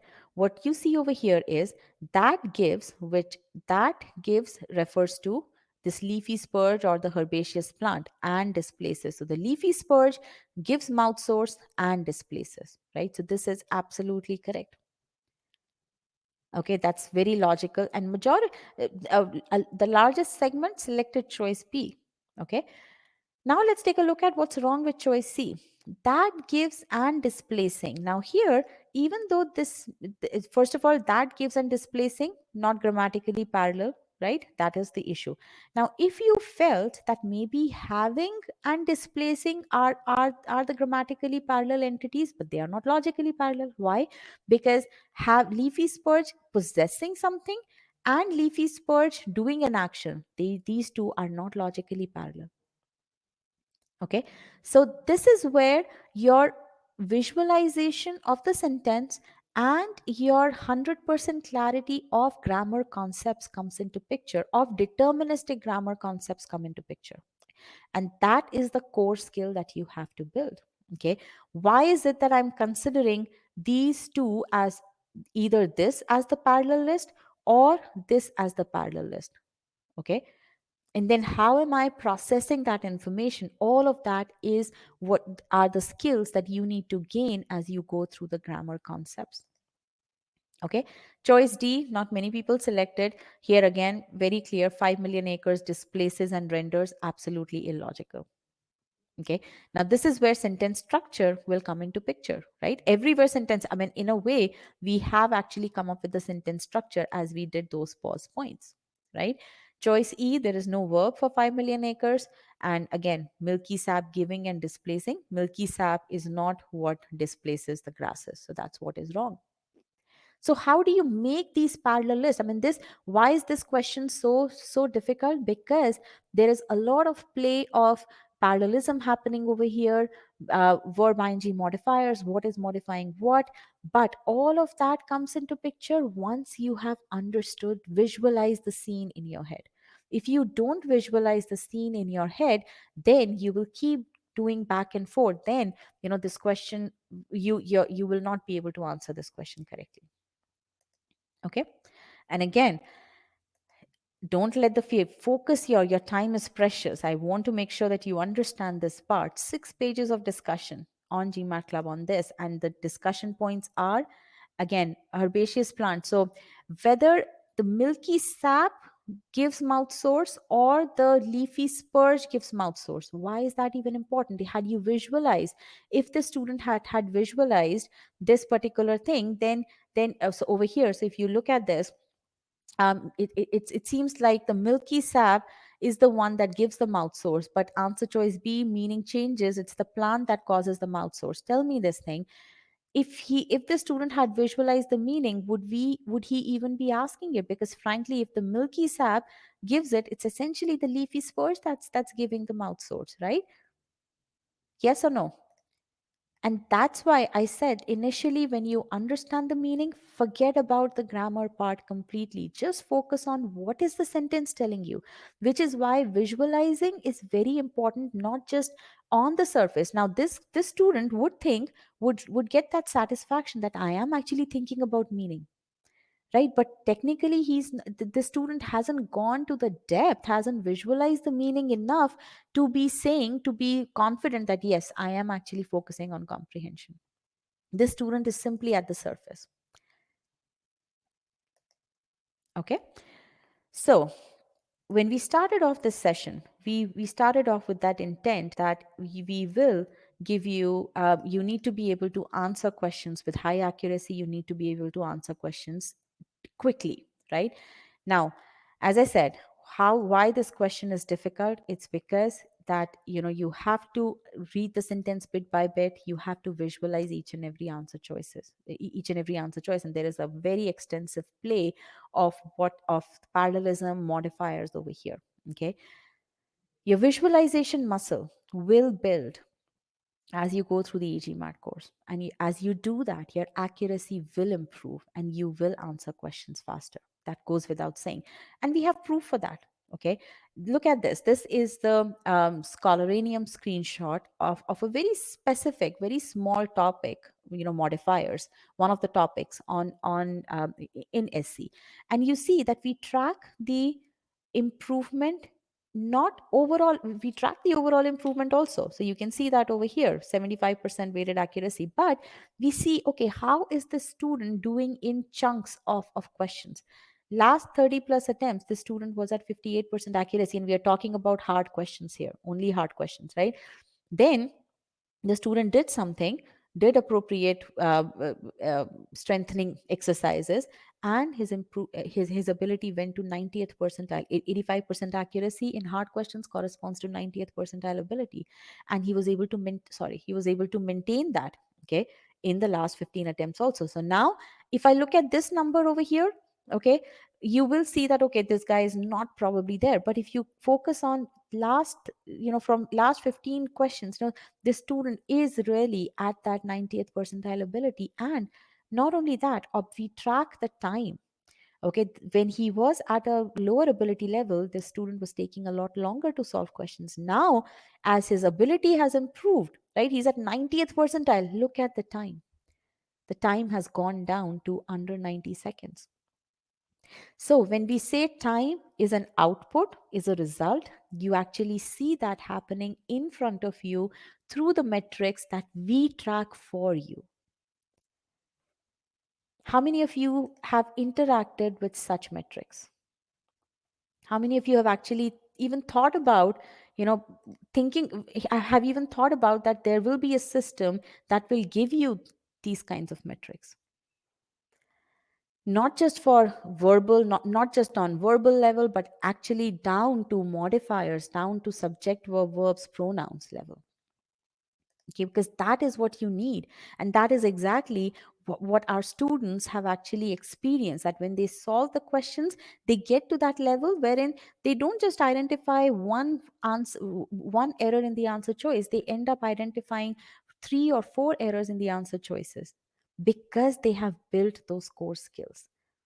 Okay, that is the power of core skills approach, of a core skill based uh, course.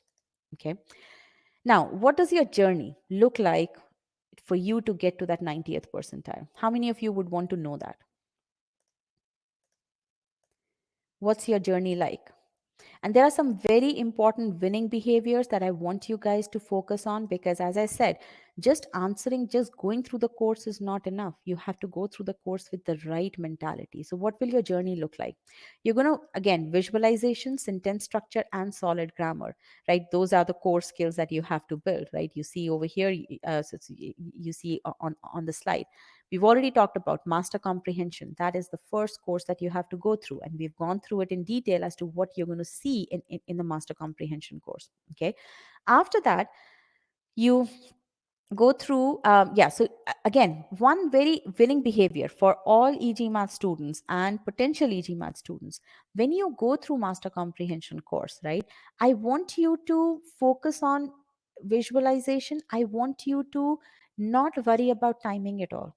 Okay, timing, as I said, is a consequence, and we start to track timing when we come to scholaranium, because that's the right place to start timing, and which is why these winning behaviors are very important. At every stage of your prep, different things are important, right? Because if at this point you start to time yourself, then you're setting yourself up for failure. Okay, now you should not be timing yourself, that's very clear. Second thing is, you should not limit thinking visualization only in that 1 or 1.5 hours or 2 hours that you plan to spend for your GMAT prep. No, this needs to become a habit. When you're reading any piece of text, a long email, or a long article on NY Times, practice that, apply that, those visualization techniques, apply the pause point techniques when you are reviewing anything, when you're reading any piece of text. Okay, that is how, as you inculcate this in your habit, in your day-to-day thing, that is how it actually becomes a habit. Okay, so for those of you who think that, okay, they're going to focus on sentence structure only when they are preparing for the test, that you can do that, but that's going to take a lot longer for you to get to that 730 score. Okay, so that's very important. Now, we've already gone through this. Then as you finish master comprehension course, you do the sentence structure course, sentence correction course. Now here you learn the grammar. Absolutely, you absolutely need to have that 100% clarity on the deterministic error. So as you go through every module over here, you go through subject, verb, verbs, pronouns, modifiers, each and every module. You essentially build your concepts, and you get that personalized feedback. These are the scores that you get, and you need to be very, very firm about what scores you're getting. Your goal needs to be getting 80% or higher. e-GMAT students, do you focus on this part? Because we can look at your dashboard and we can tell whether you are applying those winning behaviors or not.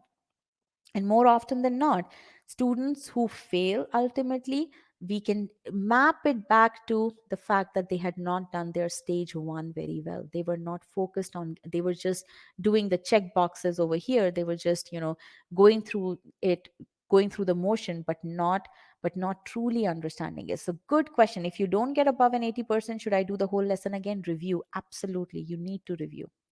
You need to revise this practice quiz. And here, when you're revising, good question, when you're revising, and which is where, again, we don't expect you to excel in the first go, because that is not human by nature.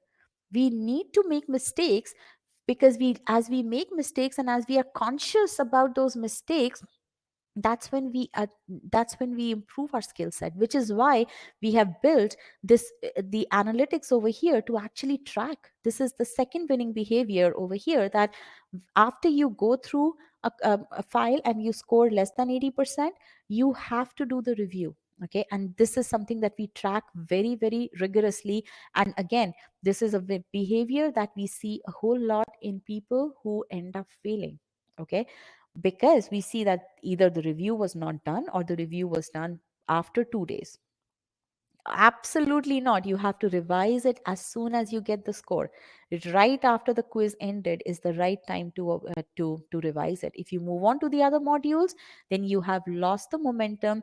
Then that's a recipe for disaster. And that's why at e-GMAT we say, you finish one subsection completely. You get to that perfection in that subsection. Only then you move to the next subsection. Okay, and that holds true for modules as well. Okay, so don't move on to the other modules, because our course is built on progressive difficulty level. So you essentially, if you haven't mastered this, then as you move to the next files, you are going to definitely falter. That's the whole architecture of the course. Okay, not only that, you have to be aware of your timing stats, and we give you all this information. Okay, Every question that you solve, whether it's in the course or in Scholaranium, you get the median time, that what is the time that the students took to answer this question correctly, and what is the time taken by you. Now here, you selected, or the student selected, choice B, which is the most commonly selected answer, incorrect answer choice. But you not only answered the question incorrectly, but you took a lot longer to answer that question incorrectly. So then this is the input that you take to your revision, and you make sure that you understand why is it that you first of all answered this question incorrectly, and at what step did you falter. Okay, so as you have this, even though you're learning on your own, the stats that you get are the stats that make you feel as if you're learning in a class, because now you have that comparative stats right in front of you, so that you can learn from the other people who have gone through the course. Okay, now not only that, okay, you should not only focus on the questions that you answered incorrectly. Okay, now there is a smiley here, because again, it's okay to make mistakes. What's not okay is to not do a strategic review to figure out why you made mistakes. Okay, now so you essentially reviewed the questions that you answered incorrectly, also review the questions that you answered correctly, but you took a lot longer. 3 minutes, that's a lot of time to be taken at this stage. So you should definitely review, and look at this guy. This guy did not review this question, which means that this student left a lot on the table before he to build left a lot on the table, which could not really build his core skills. Okay, so very, very important. Now I have a question here. My personalized study plan is SC and math afterwards. If I follow this order, won't I forget the parts of SC by the time I take the GMAT? Wouldn't it be better to work on all sections simultaneously? Thank you for asking that question. And we are probably the only test prep company in the world, I think, who says that do one subsection at a time. And there is a reason for that, because our course is built on the core skills focused approach. And once you build, the whole point is that if you build your core skills to the point that you reach 80th percentile, 85th percentile, 90th percentile, there is no way that you're going to forget what you have learned, because now it has become part of your muscle memory. Now it has become ingrained in your head. Now why do other test prep companies or other generic ways of preparing tell you that you should work on all subsections simultaneously? Because they are focused on practice based approach, and practice based approach does not take you to that level of perfection right in the first go. Okay, so that's the basic difference. If you do multiple sections, you are confusing your brain. Okay, but if you take one subsection to completion and you gain that expertise in that subsection, there is no way that you're going to forget. Okay, what we tell our students is, you finish SC, you take it to 80th percentile. Okay, you start CR. Now during your CR, while you're doing CR, you continue to practice a little bit. Maybe, if you are working, so when you're preparing for, let's say, five out of 7 days, maybe do SC for half an hour during that 1 week. That should be enough for you to maintain your ability. Okay, but if you don't build your ability to begin with, then that is not right. Okay. All right. Now, after you go through the course, after you finish the course, and thank you for asking that question, because that's a question that a lot of people have, and I don't blame them, because that's what is the standard way of doing things. But that's not how we do things in e-GMAT, and you see the evidence of that. It's the core skills focused approach that has led us to be to account for 60% of all 700 plus scores reported on GMAT Club, when there are 8 other companies who account for only the remaining 40%. Okay, so again, the stats say it. You see the reasoning behind that also. Okay. Now, after you go through the course, you do cementing process, and that's very important. We don't build the error log for you, because we cannot build the error log for you. We give you the tools to build. So people who say that, okay, we'll build the error log automatically, no, then that error log is useless. Okay, you have to build the error log yourself because you need to understand why is it that you made a mistake. Okay, now to build the error log, there is a process that you have to follow, absolutely, which is why we want our students to go through the error log building process not once but twice. Go through the file twice, okay, so that you know exactly what does it mean to build the error log, because this error log is what is going to take you from that 80th percentile or 70th percentile to that 90th percentile. Okay, so you go through this module before you start the cementing process. Okay, and then you, as you're going through the cementing process, okay, you basically then do so you have all these tools available to you. I'm not going to go into the details of it, but error log is a very important tool. You have these purpose built cementing quizzes there, you have revision lists, you have these trackers. So again, I will share all this in the PDF with you. If you have questions about it, definitely ask us. We will be more than happy to address any questions that you may have. And again, as you see over here, this is a cementing quiz block. We want you to go through the cementing quizzes, right? So it's okay to not ace the first time. It's absolutely fine, but we want to see how basically people improve over here. Okay. um, Expert AI detects, yeah, so and again, this is all the stuff and that we have built into the system. We give you, as you take the quizzes, we actually give you the feedback in terms of not just that you have gotten the question correct, but if you spent more time than what was needed, then you have to do the review. Okay, so we give you these specially curated lists so that you can do the review appropriately. Okay.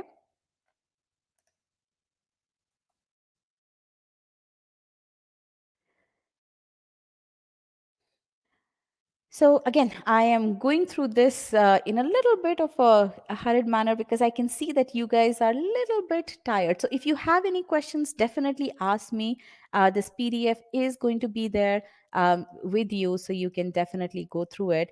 But definitely 60% of all reviews are by e-GMAT students, all 700 scores, okay, 700 plus scores. And there are a lot of people who talk about 5-star rating. Again, you compare 5-star reviews, e-GMAT accounts for lion's share of that. Okay, so for those of you who are not e-GMAT students, I welcome you to try the free trial and see what it means to build your grammar concepts. Remember, I said there are 3 core skills that you have to build, and let me bring those back over here again.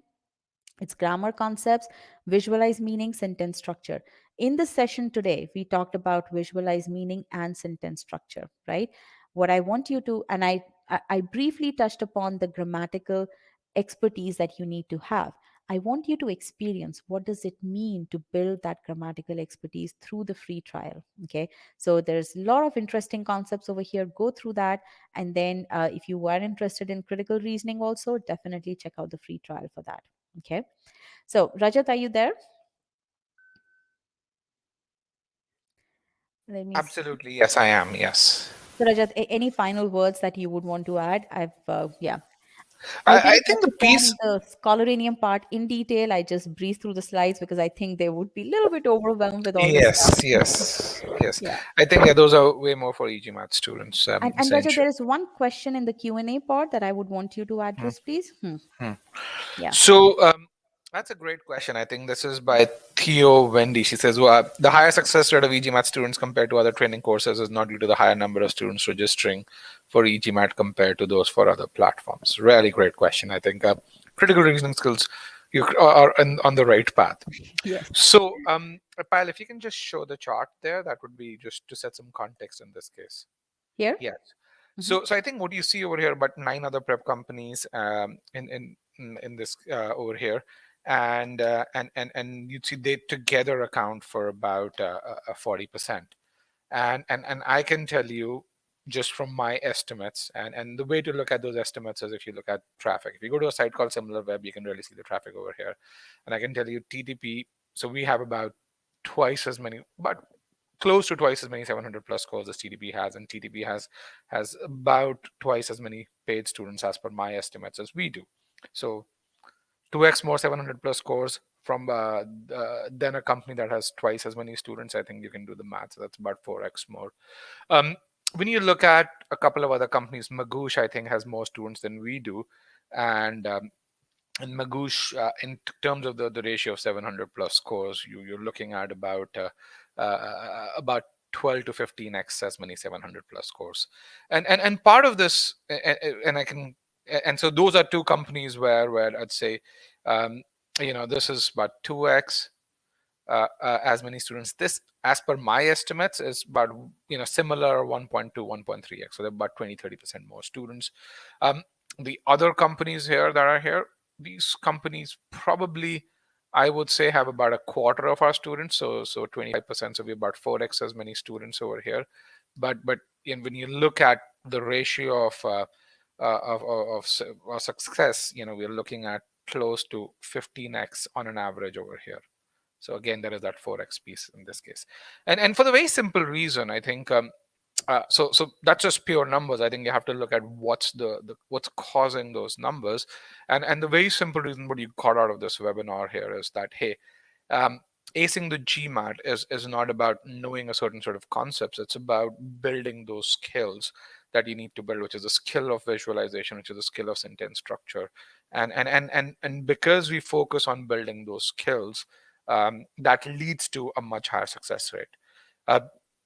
From a cementing standpoint, people who kind of go through our SC course, well, about 65% of them pass what we call as our hard cementing, and hard cementing is something that takes you to a bare minimum of 70th percentile. And I'm putting this number out there, 65%. If you look at other prep companies, any of these, they really say our median reported score is 720. You would not see that with us, because we know that's a misleading number. Why? Because we know what percentage of our students succeed, and we know that number is multiple times more than what any one of these guys offer. But we know that our median score that of an e-GMAT is not 720. If that were the case, 720 would not be 96th percentile.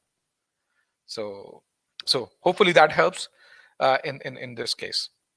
But one thing that I can tell you is we also look at who puts in the effort, and if you're willing to put in the effort, what we offer you is complete trackability. If you're an e-GMAT student, you know that every file you really attempt, or every learning activity that you attempt, is graded. You get a grade over there. If you're doing well, you would know those grades would be 80 and higher. If you're not doing, and that's every 30 minutes, by the way. It's not 10 hours or 2 weeks, but every 30 minutes. And if you're not doing well, you'll get those grades in the 50s or the 60s or even 40s over there. So you get that feedback right then and there, which is something that no other prep company does. So great question, Theo. And yeah, I mean, one of those things that I also really just say is, numbers is one thing. Go read the reviews, and what you would see as you read the reviews is, and read reviews from other prep companies too, by the way. And what you would find is that the reviews by our students, they talk about different things. They talk about the methods. They talk about the analytics. They won't be, oh, this is a company that offers everything. It's super comprehensive. Yes, our courses are super comprehensive, but just comprehensiveness does not lead to success. It's those other things that lead to that precision, which in turn leads to success. So does that answer the question, Theo? Yeah, you said, okay, helpful explanation. Okay, great. And that's kind of where also, where I saw some other questions which were there earlier, which were like, okay, 650 to 730, how long do I take? Or if I'm at 600, I want to take the test in 50 days. How long will it take for me to complete the course? A lot of our students don't need to go through the entire course. Why? Because if you're at a 650, you probably, out of the 8 subsections on the GMAT, you probably are good in 4. It's the other 4 that you would focus on. So most likely you'll do about half the course. Now, which half you do is where the personalized study plan comes in, and then which in amongst those half, what is it that you need to revise? That's kind of where stats come in this case. Okay.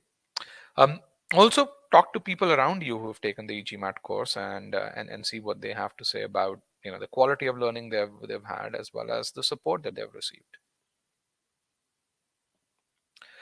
All right. Any other question, guys?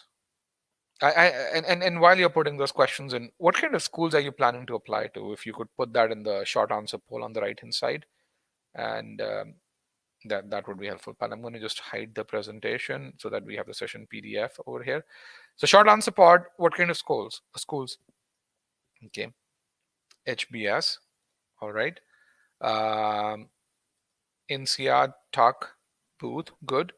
So you're looking at top US schools over here.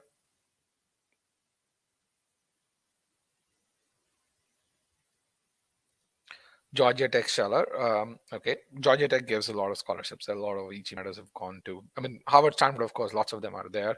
If you look at, we have a tab called Admits and Scholarships, and if you go, you can really see scholarship journeys at top B schools. You can see admits at top B schools as well, and and uh, so that's kind of where you'd also, and these are not just the GMAT journeys, but there's GMAT journey and their MBA journey. So a lot of our students come back and they give back to the community, where they talk about how they approached a Harvard application or an INSEAD application or a Tuck application. Actually, Tuck, I think 40% of the Tuck class from India right now is composed of e-GMATers.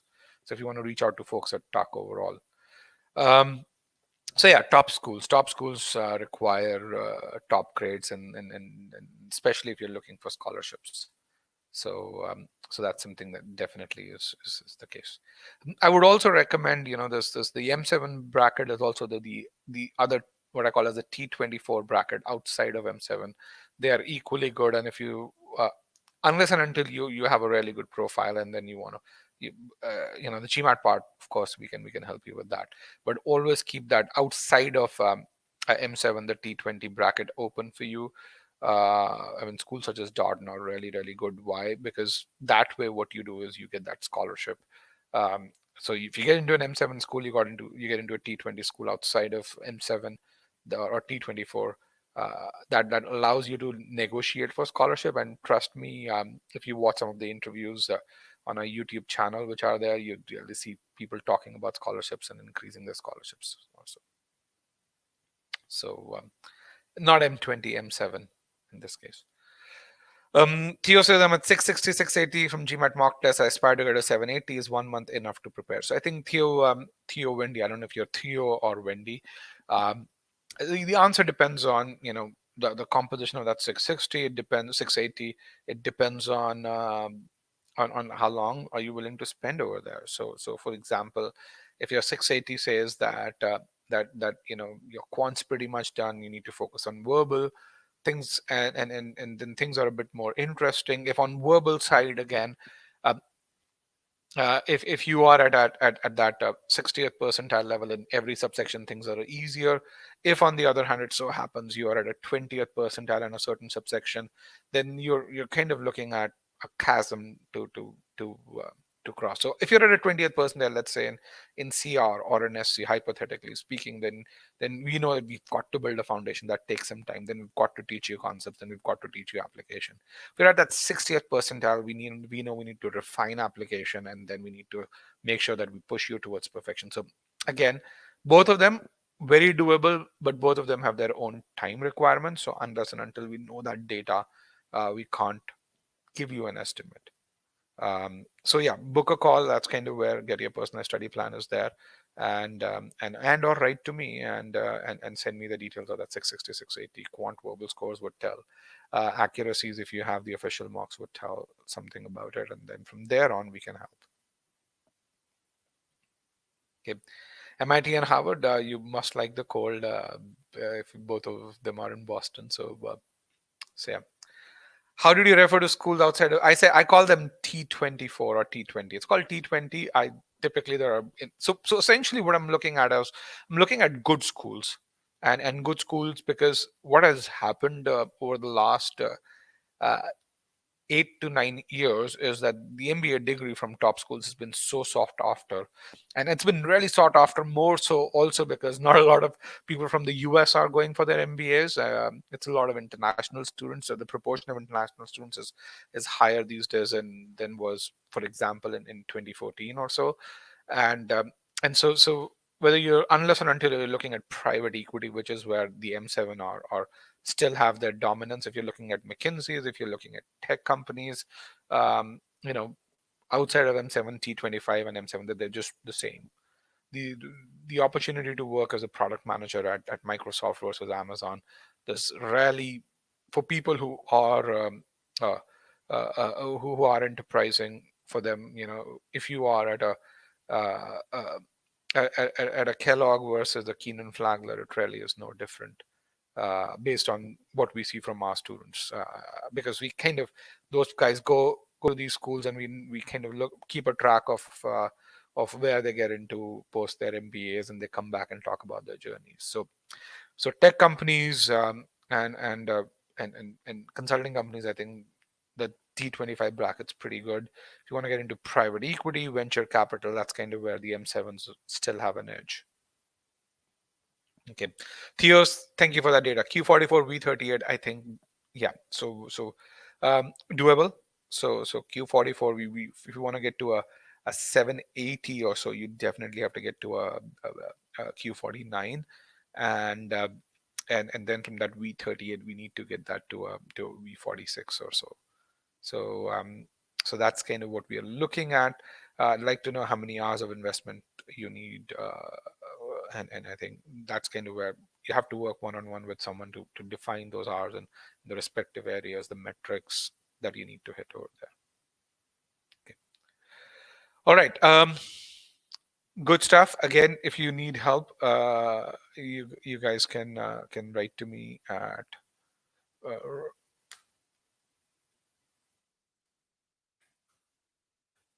rajat@e-gmat.com.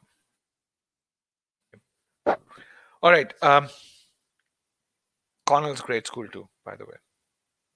Other questions? I don't see anything in the Q&A pod over there. Any discounts? We don't like to offer a ton of discounts. I mean, essentially, for us, it's way better if we invest time in our support platform and in tech, rather than just offering discounts, because in the end, you know, we don't want our students to take the test multiple times. We want to make sure we give them the certainty that they're going to succeed.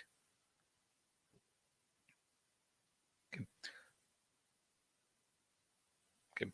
One of the other interesting things about Tuck, just that I really like that school, is that, which is why I recommend Tuck to a lot of people, is that I haven't seen a single year, and I'm someone who's loved Tuck since 2003, when they haven't been able to place a class. So there were times during the housing crisis when Harvard had difficulty placing their class for two reasons. One is there weren't as many jobs, and the second is they have a huge batch. I mean, Harvard's close to 1050 students right now, 1050. Even in that year, Tuck was able to place pretty much anyone and everyone who wanted a job. So that's something that I mean, I love Tuck for that, and also the small community feel. If you can bear the cold, you'd be really happy at Tuck.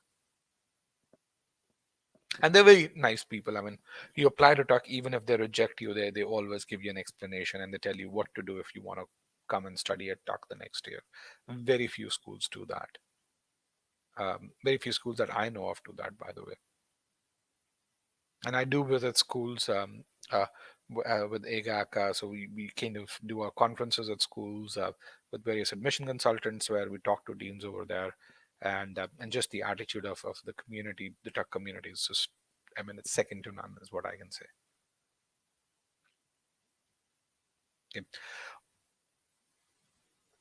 All right, I got another question. Naman says Q47V19. I got the e-GMAT course, had to rush through the course. Can I improve to reach 710? Yeah, absolutely. Don't rush through the course. I mean, remember this. This is one of the things that a lot of people kind of fail to recognize, is that you can't study for the GMAT in the same way you studied for your school exams. Why? Because your school exams are essentially those exams that where pretty much the stuff that you read was what came on the tests, and that's something that that's not how the GMAT works. GMAT's a test of application. You guys saw that you've got to build those core skills, and it's not about finishing your syllabus. No, It's about internalizing those skills. So yes, don't rush through it. Go through it. Build ability. That's what I would say. I can tell you, I started learning squash, about 10 months back right now, and I played prior to that as well, but I never learned it professionally, and and I can tell you that I practice every shot, even though even when I get pretty good at it, I practice every shot in isolation. And it's just, the idea really is not to win a game. The idea is to make that shot precise. So when I'm practicing, I have that focus.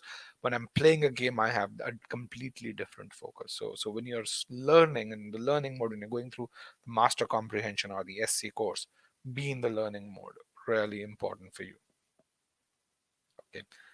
Don't rush through stuff. It's not about finishing the syllabus. In the same way, while playing squash, it's not about being able to hit all shots. It's about the perfection, because if you hit a shot that well, uh, that the other person isn't able to respond, you want to get to that level. You want to get to the point where the GMAT has to throw its most challenging questions at you because nothing else is left for it.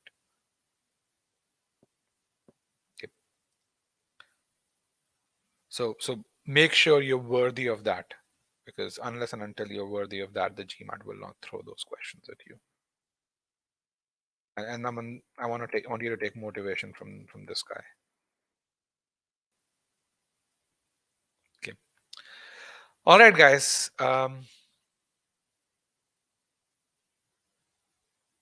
There's another interesting question. I'm surprised no one has asked this question.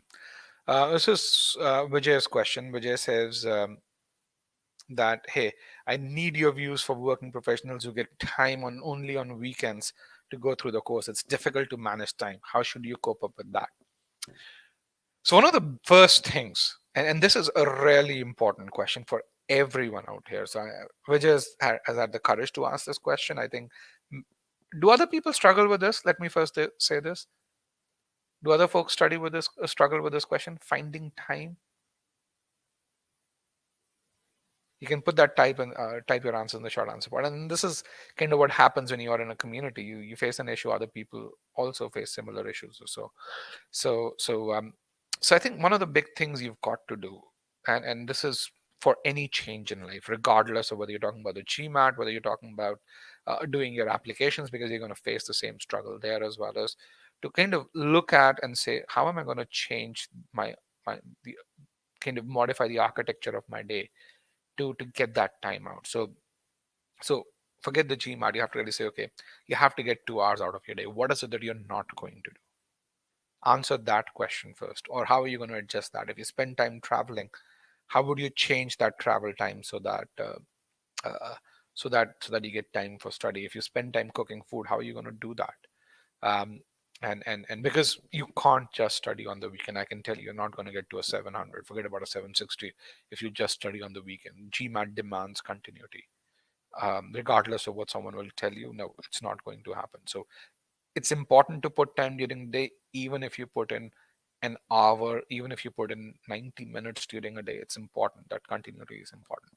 So first step, figure time out, and have some strategies to figure time out. One is, if you're commuting, get a laptop, get on a bus, and essentially study. Get a pair of headphones. Those little things matter. If you spend time cooking, um, then make sure you cook in bulk. Make sure you hire a cook. Those are things that are needed that you may not have thought of.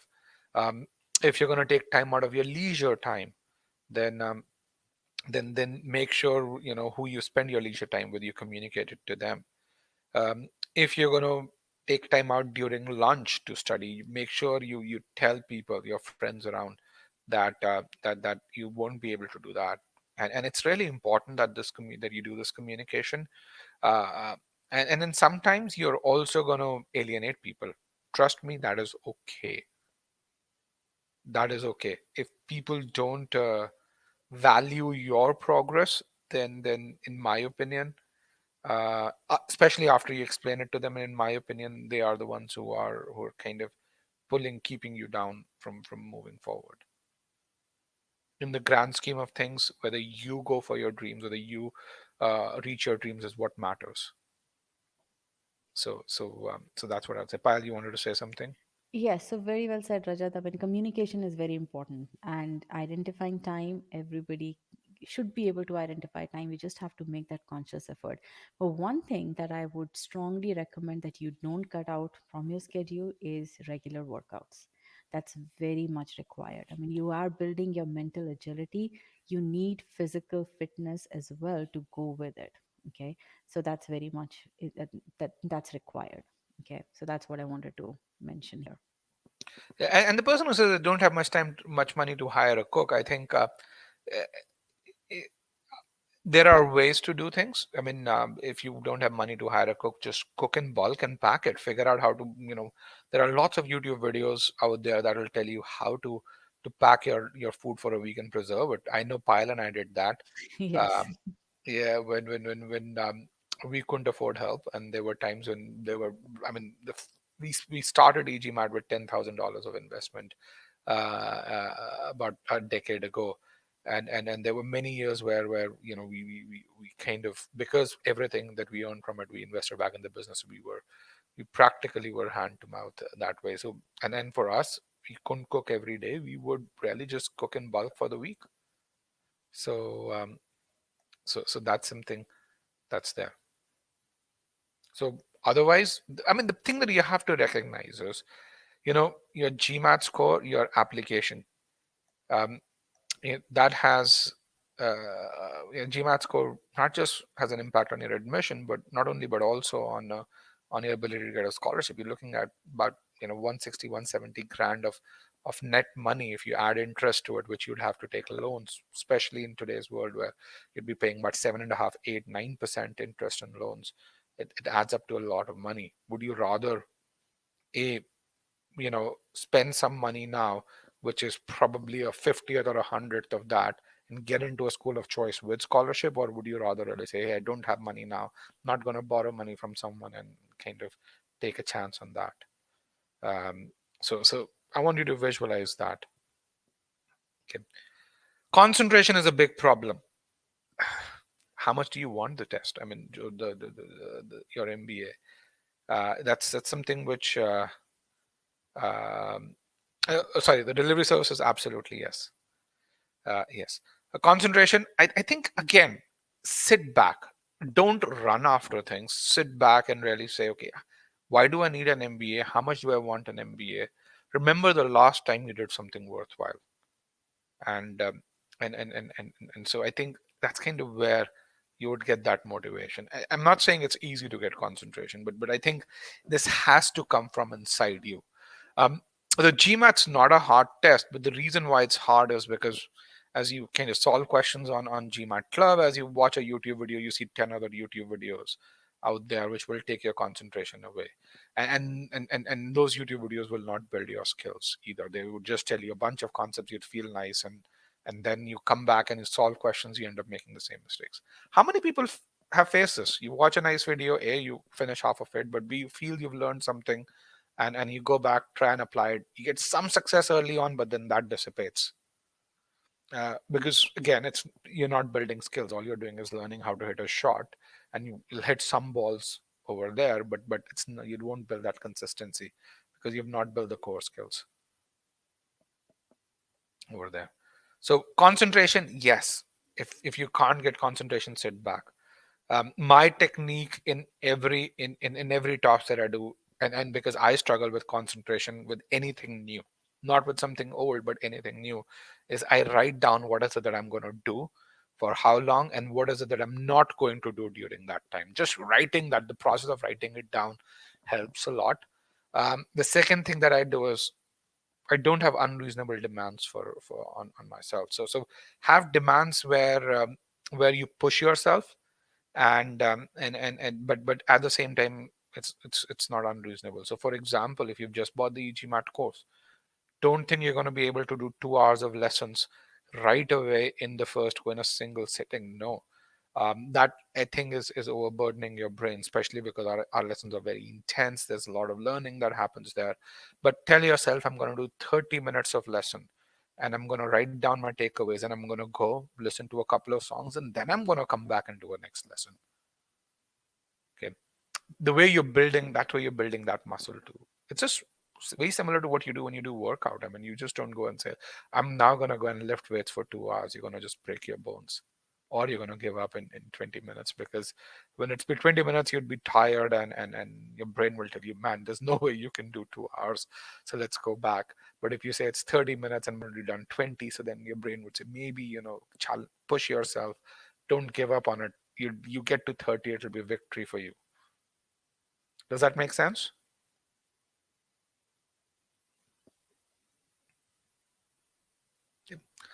Little weak in understanding RC due to vocabulary leading to low RC score. Will it take a long time? So first of all, we're not talking about the GRE here. We're not talking about, to a certain degree, the LSAT here. And so when it comes to GMAT RC, sometimes you will see words that you won't know of. But most of the times, in the words that you see, they are just placed so strategically that you'd be able to infer that meaning. Okay, and that's kind of the difference. That's one of the big differences between GMAT RC and LSAT RC, or GRE RC. So GMAT RC is supposed to be, the language is supposed, the sentence structures are complex. The language, the individual words in themselves are very, very reasonably simple. I won't call them very, very, because I won't say it's, I mean, if you've not studied in a convent school, it would be easy for you. It won't be, but it won't be complex. You won't see very many words that you've not heard of, that you've not seen used in the documentation that you guys read. You may not have focused on them to the same degree, but you will have, you would have seen them being used overall. So one thing that you can absolutely do is trust the test maker to not throw difficult vocab words that you can't infer. Okay, even so that's something that's there. Even when you see some words, you will be able to just look at the sentence around, look at the context, you'll be able to infer the meaning from there. Okay. All right, the other piece is, if you're not able to, that's where you look at the solutions. Just tell yourself this is what it is. But frankly, vocabulary is not going to be a bottleneck for you guys to not do in GMAT RC. It's much more about reading strategies. It's much more about comprehending. And just watch the recording of our RC session. We held one last week.